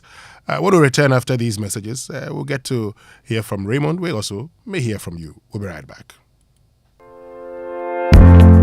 Are you hoping to start university this January? If you want a British degree from a world-class university at a fraction of the cost, then join Lancaster University Ghana right here in Accra. With a diverse student community, vibrant campus life, and up to 50% scholarship to support your study, Lancaster University Ghana provides you with a world-class education that creates endless possibilities globally. Don't miss this once-in-a-lifetime opportunity. Apply to join Lancaster University Ghana, where learners become leaders. Admissions are currently open for our January 2024 intake.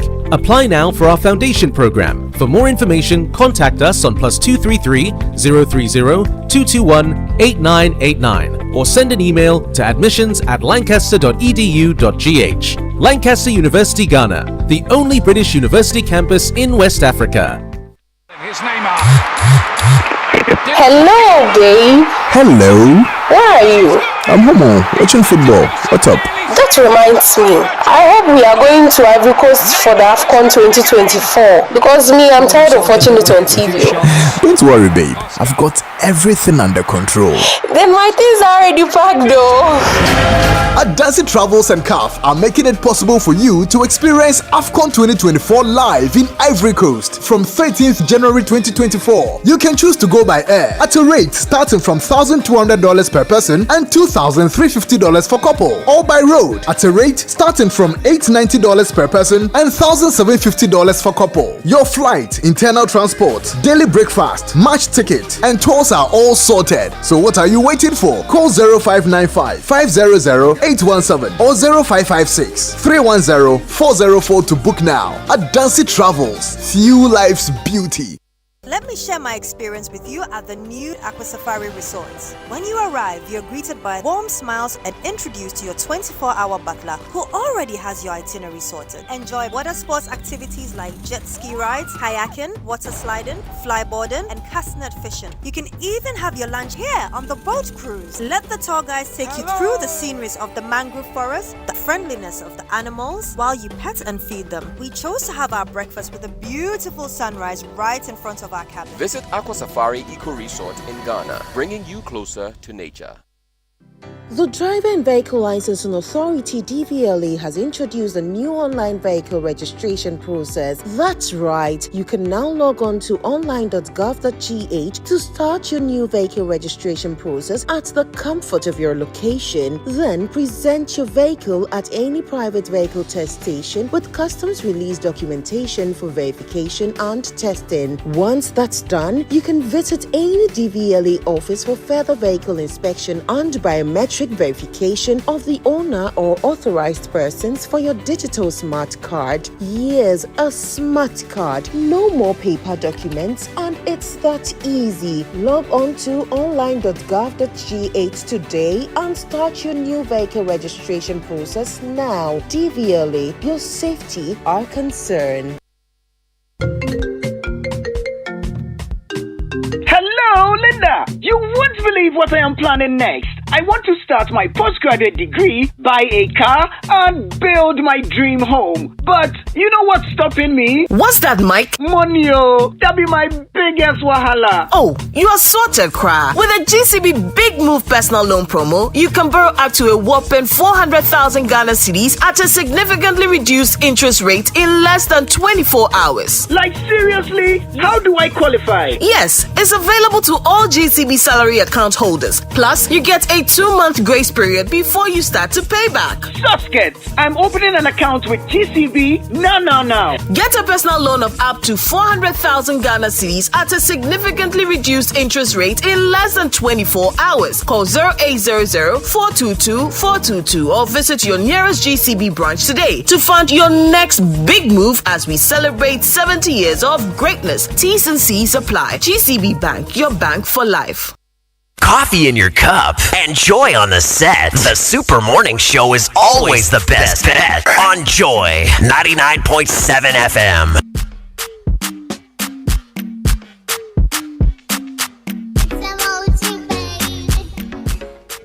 Welcome back. It's the Super Morning Show. And you've just heard from the Honourable Member of Parliament for Achim Swedru, Chairman of the Transport Committee of Parliament. I'm speaking, of course, of Mr. Kennedy Osei Nyako. He's given us quite a briefing on what came before them for approval regarding the 10-lane motorway project for which sod was cut last week. But interesting revelations, shall we call them, Raymond? Yes, I found it a bit, on one side, innovative, that we are seeking to find very interesting. And Kojo, I remember when we started conversations about funding our future. That's really what we talk about. That every time we go to borrow money for infrastructure development, how about setting aside money to do some of these things? Because the money we borrow for infrastructure development sometimes becomes big debt on our head. We don't know how to pay it. It becomes a big problem.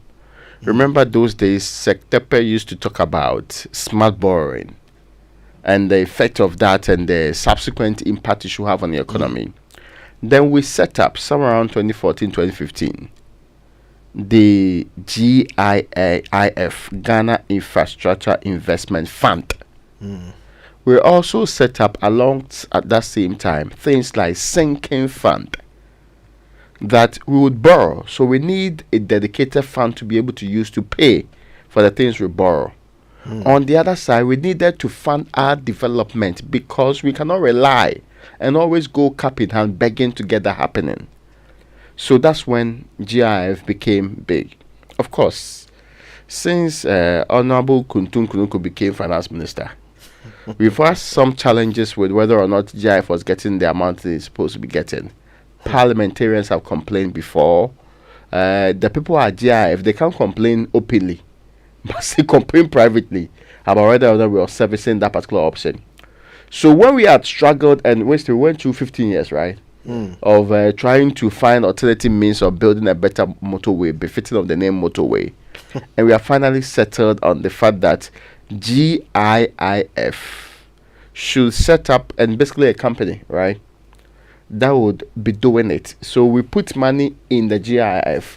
I'm seeing on their website a document that says that they have about 300 million on there. I say 325 million US dollars.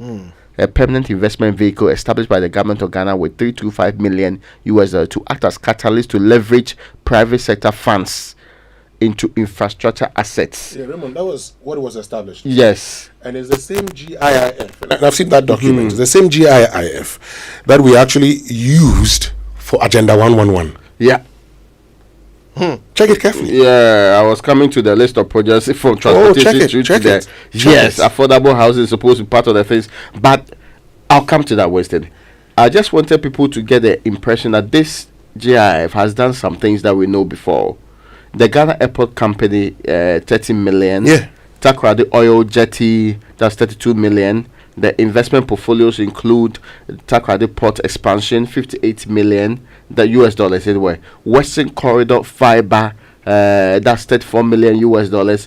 Rotan Power, which is 5.5 million equity. Tuabo Power, $30 million, what they call it, US dollars. Airport City Pullman Hotel, 25 million equity. Maha Beach Resort, $6 million US dollars.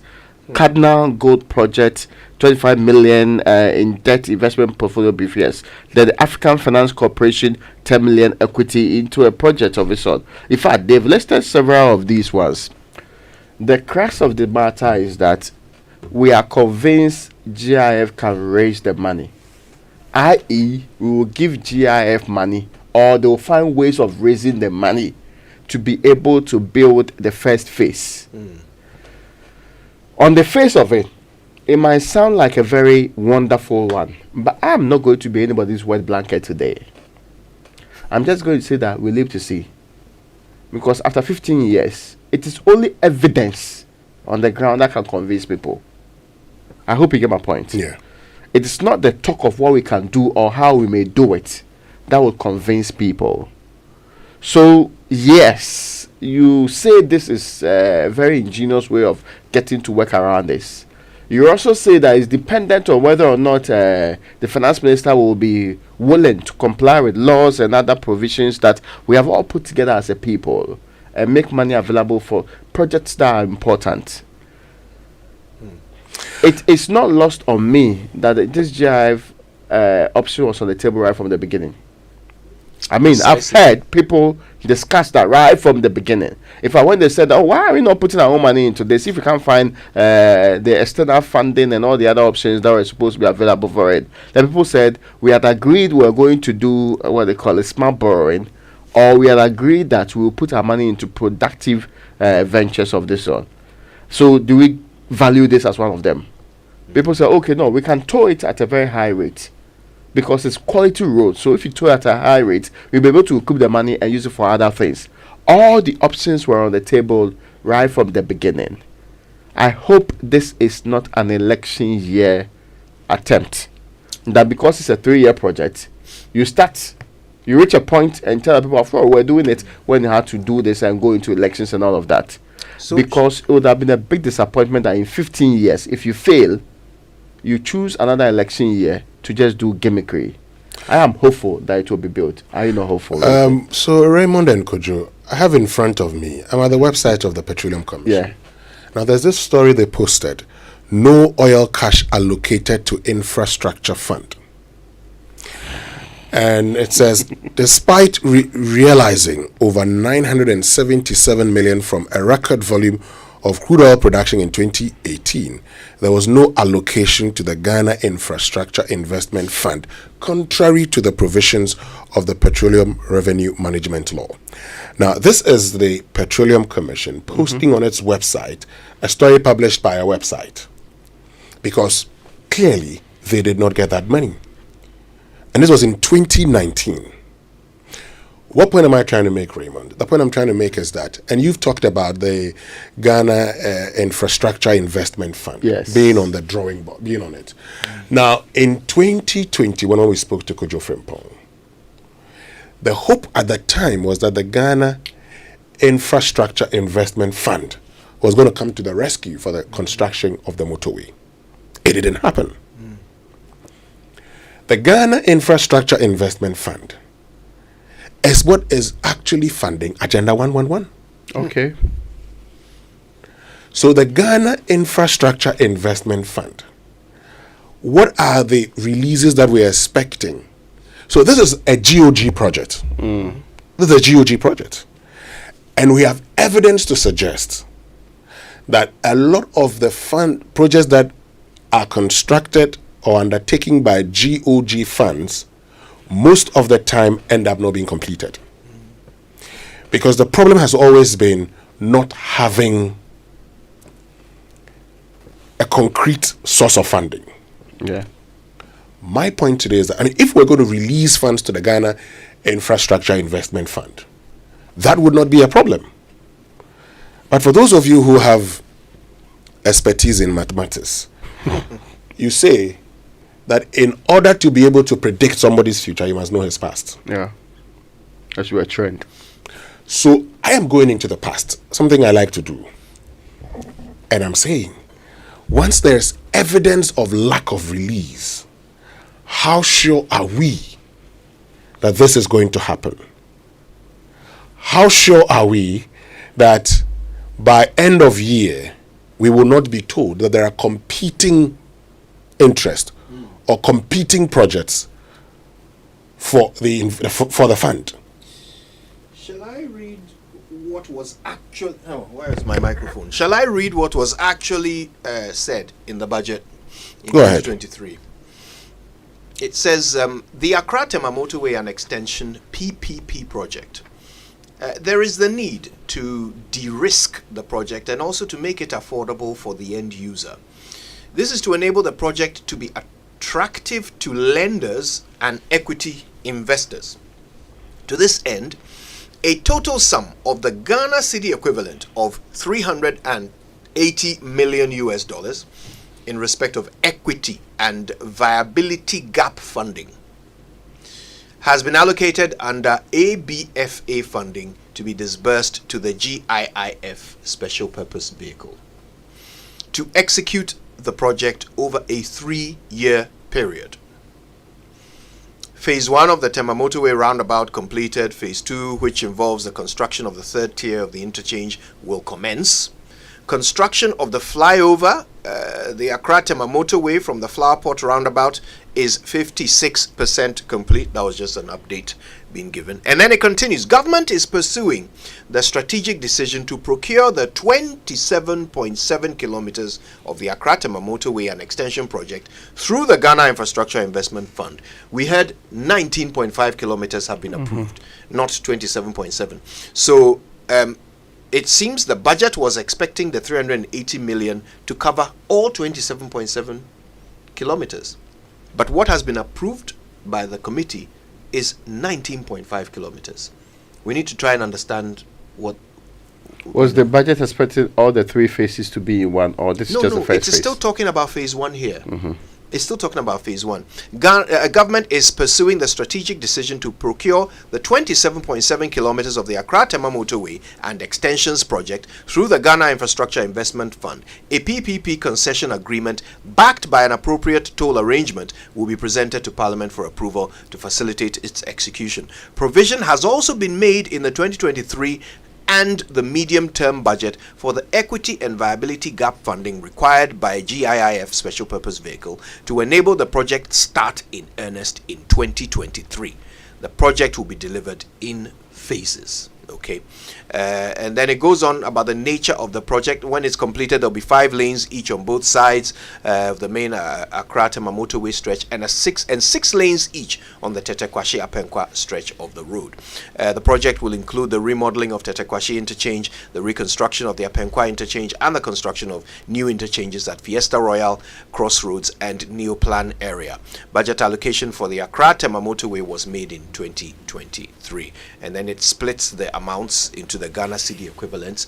So we are not even seeing any accounting for what's it called, foreign exchange fluctuations here. They've put Ghana cedi amounts, specific amounts here: 1 billion, 1.9 billion in 2023, 1.6 billion in 2024, 2.6 billion in 2025.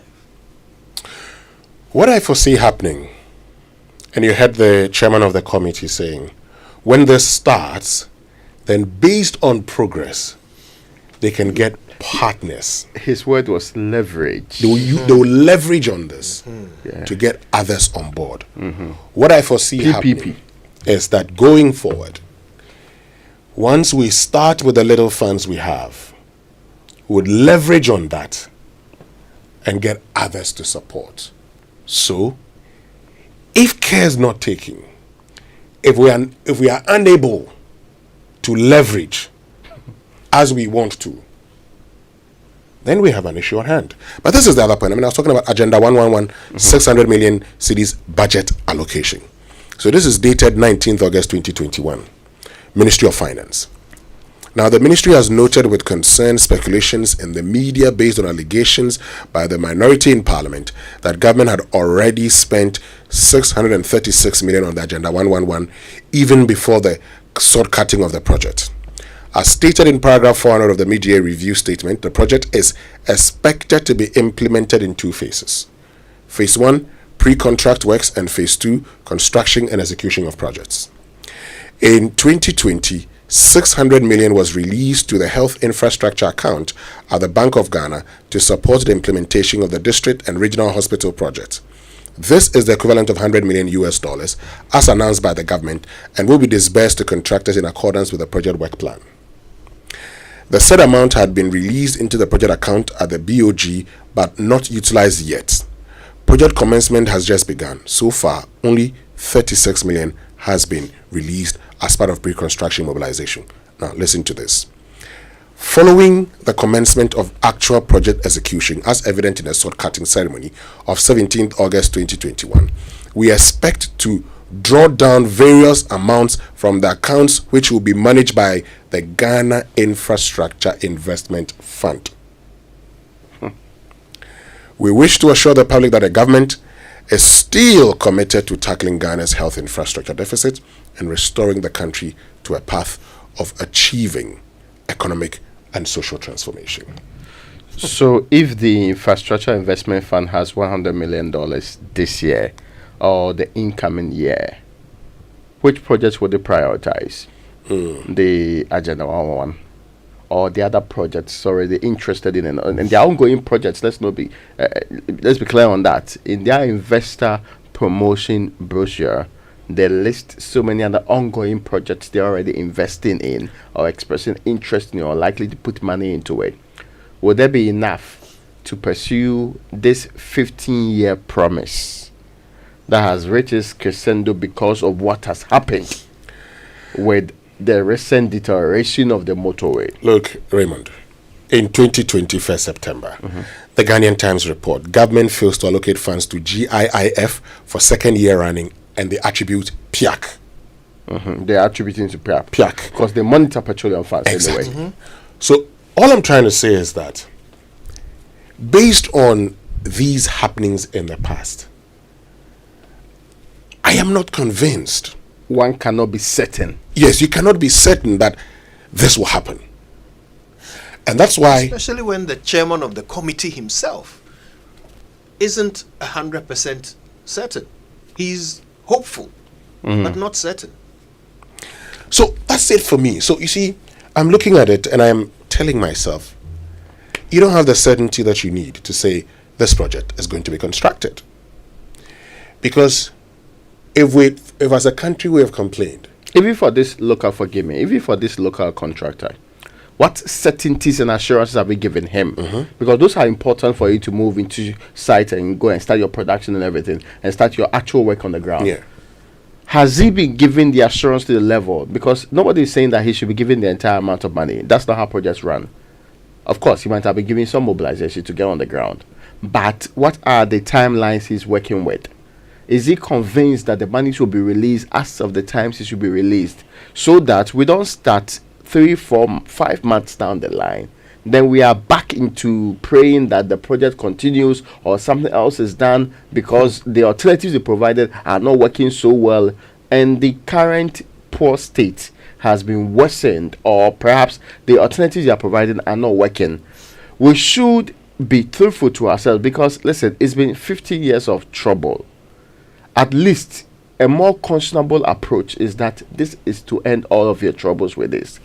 And talking about releases, I think at some point somebody should be able to get government or the finance ministry to sit up and say, you can't take the people for granted all the time.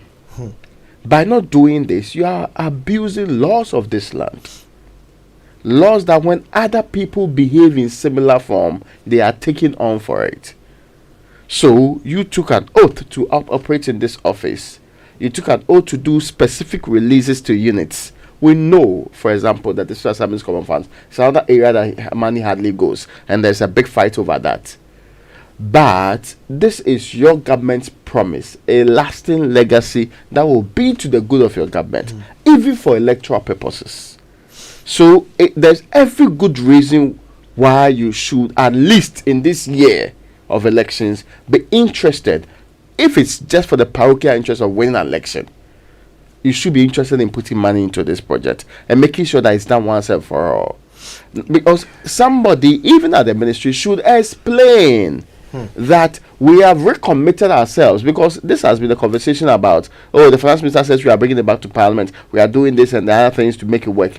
But it's the same ministry that mostly will be in charge of some of these releases. Raymond, and you see, so for me, that's where the problem begins.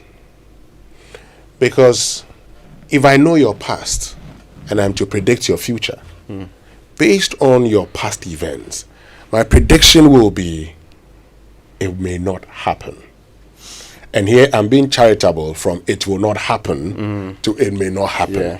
Even though the conclusion would have been it will not happen. But of course, because human beings could sometimes change, we say, and because we are in 2024 and there'll be an election, and because we know, or there's the expectation that Ken Oforiatta will not be finance minister going forward, you probably would say things could change. Within the physical realm of what is possible, I think we have to say that if the very best government can do, based on the information available to us, the very best they can do is either Agenda 111 or the motorway.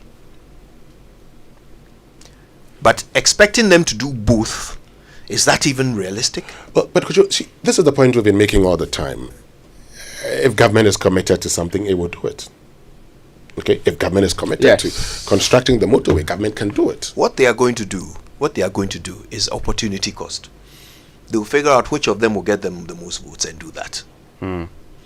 I mean, that's what they've done in the past. If we're going to go with, history, that's what they've done in the past. So they will do opportunity cost and try and figure out which of those two. And in fact, and to be real, they can't even complete either one. Well, I mean, they can't fully complete either one. They have about some 60 hospitals that are at various stages of completion. They're going to be able to complete all 60. Some of it could be completed. So if you want to do the politicking, you may want to complete them and put commission everything them into it anyway. And commission them. No problem.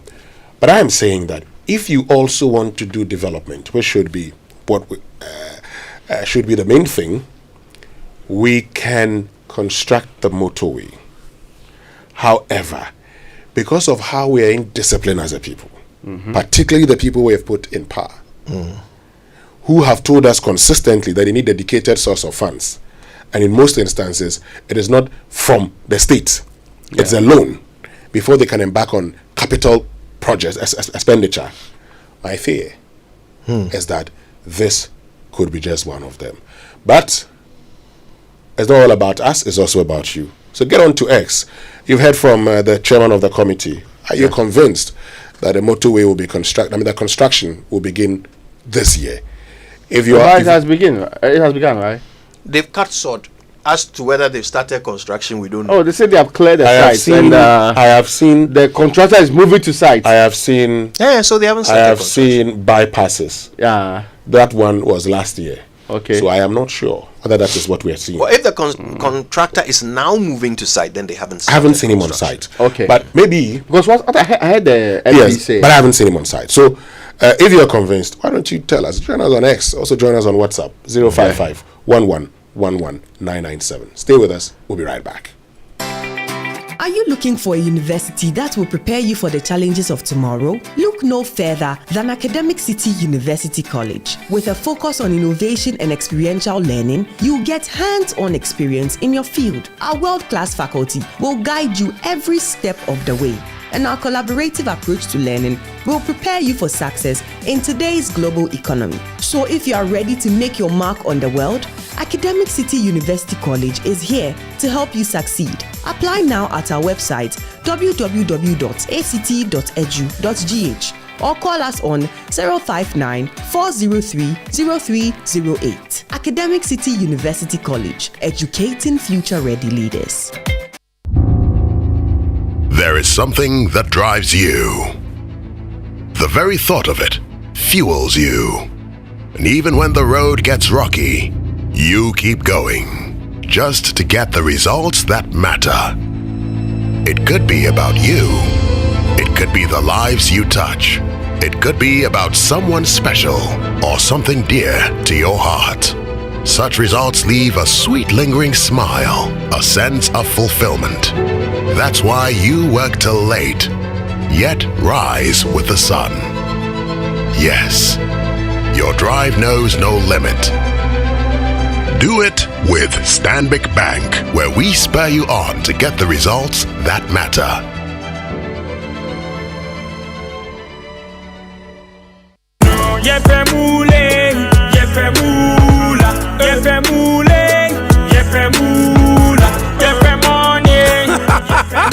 Introducing Pick 4 from Game Park Games, the easiest lottery to play and win. Pick 4 numbers from 0 to 9 up to 3 times a day to become one of our daily winners. More moolah, more power. Play online at www.gameparkgames.com or dial *946# to play. Game Park Games is regulated by the National Lottery Authority, not for persons under 18. Play responsibly. Pick 4 from Game Park Games. More moolah, more power.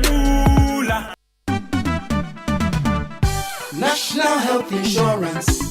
Great news! The National Health Insurance Scheme (NHIS) has waived the waiting period for all members aged 70 years and above. All 70 years and above are also exempted from paying a premium. Enrollment and renewal are absolutely free on the NHIS. Members who are 70 years and above can automatically access healthcare when they newly register with the NHIS or renew their membership annually. You are no longer required to serve the 1-month waiting period for late renewals. Dad, mom, grandpa, and grandma, let your old age be filled with good health and access instant healthcare at zero cost on the NHIS today. Download the My NHIS mobile app to register with your Ghana card or visit the nearest NHIS office. Terms and conditions apply. For details, contact the NHIS call center on 054 444 6447 or 0302 746 447. NHIS, your access to quality healthcare. This message is brought to you by the United States Agency for International Development, USAID.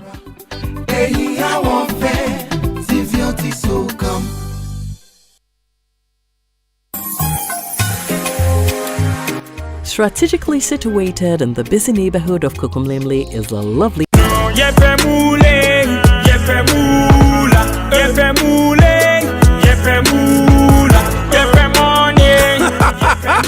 Introducing Pick 4 from Game Park Games, the easiest lottery to play and win. Pick 4 numbers from 0 to 9 up to 3 times a day to become one of our daily winners. More moolah, more power. Play online at www.gameparkgames.com or dial *946# to play. Game Park Games is regulated by the National Lottery Authority, not for persons under 18. Play responsibly. Pick 4 from Game Park Games. More moolah, more power. Coffee in your cup and joy on the set. The Super Morning Show is always the best bet on Joy 99.7 FM. Right, so welcome back, and thank you very much for staying with us here on the Super Morning Show on Joy 99.7 FM. And someone sends me a message and says, nothing will happen. As in the motorway, one of those who use the motorway, expressing doubts about the construction or the reconstruction of the Accra-Tema Motorway. You should also join us, tell us whether you expect it to be constructed or not. Get on to X, use the hashtag JoySMS. You can join us via WhatsApp 05511119997, and also join us via text. Text messages on the Super Morning Show are brought to you by GCB Bank PLC. GCB Personal Loan. Make that big move and dream a reality. Now, GCB, your biggest and largest bank in Ghana, is offering GCB salaried account holders personal loans in less than 24 hours to fund your next big move. With GCB's Big Move Personal Loan Promo, you can access up to a whopping 400,000 at a significantly reduced interest rate, with a 2-month repayment grace period to meet your urgent financial obligations with a smile. It's time to make that big move, be it for educational fee payment, buying a car, or building your dream home. GCB makes these dreams a reality and life easier for its customers. So let GCB lend you the needed support to make that big move. Take care of those urgent personal needs. Visit any GCB branch or call 0800 0800 422 422 for further inquiries. Terms and conditions apply. GCB is your bank for life. And Kingdom Books and Stationery Limited, your number one supplier of quality office essentials, equipment, and furniture at affordable prices. Now, they've introduced an online store for your shopping convenience. This means you can now shop by simply logging on to kingdomstoreonline.com. Without physically coming to any of their branches, it's hassle-free, and they will arrange delivery to your home and office within a reasonable time. They offer free delivery within Accra and Tema and accept payment via Momo across all networks. Terms and conditions have applied at Kingdom. Quality and affordability are their hallmarks. Now, what if I told you that 10 Ghana cedis can get you free concert tickets and shopping vouchers worth up to 500 Ghana cedis to shop at Melcom, or to get some buckets of juicy chicken from KFC every week throughout the season? Well, here's what you do. Stake 10 Ghana cedis or more in the Game Park Games Pick 1 or Pick 4 lottery. Enter it into a weekly Saturday raffle for the chance of winning. And of course, regardless of the outcome of your stake, you can still win a voucher for yourself. Vouchers are limited, so play more to increase your chances. And remember to watch the Saturday promo draw on Adum TV at 6 p.m. Dial star 946 hash or go to gameparkgames.com to play now. Terms and conditions apply. Game Park Games, more moolah, more power. Now, did you know that MTN Momo now has an app? Yes, MTN Momo now has a brand new app specially designed to make your Momo experience easier, convenient, and faster. Just download the Momo app on Play Store or App Store on your smartphone and look out for the blue and yellow icon. It's that simple. Momo app allows you to view your statements, pay bills, and so much more. Use the app for your Momo transactions and enjoy a 100% bonus when you recharge using the Momo app. So go on, download the Momo app now and start transacting with a Flex at no data cost. Just Momo it everywhere you go. So, Kojo, some persons are not don't seem to trust that this is going to happen. I keep getting messages very soon. Aaron will be sending us, all your messages, your tweets, so we can actually share them with the rest of the world. Whether you're convinced that this is actually going to happen, whether the reconstruction works will begin. But someone sent me a message. Begin, dear. I think he may begin. He says, just listen to the MP on the motorway issue, and I'm just laughing. You know, that's not the first time we're told money has been approved for the construction of the same place. Yes. Were they lying to commuters? You remember the famous interview with Kojo Frimpo on the same motorway and how work was about to start? It's like every year in its own template for construction. Not sounding pessimistic, but this sudden motorway talk is all about elections. As for the Dawenyakbon side, I don't even want to go there. And Benjamin Mensafio, Tema Newtown, says, trust me, nothing will happen. This government want to associate its names to almost everything just to say we started it. And that's from Tema Newtown. So that's Benjamin from Tema Newtown. And this one says, Charlie, forget about these people. Nothing will happen. They will rather leave us with dust. Okay, you didn't add your name. I think that's from Samuel. Let's see which other messages that we have on this one. I have one from Kwame Sapon Asiedu. Okay. He says, you guys are being delusional. They need $1.4 billion to complete Agenda 111. They budgeted 1.2 billion Ghana cedis. That's $100 million. Where are they finding the 1.3 billion from? Massa, they know they won't finish it based on their own budget.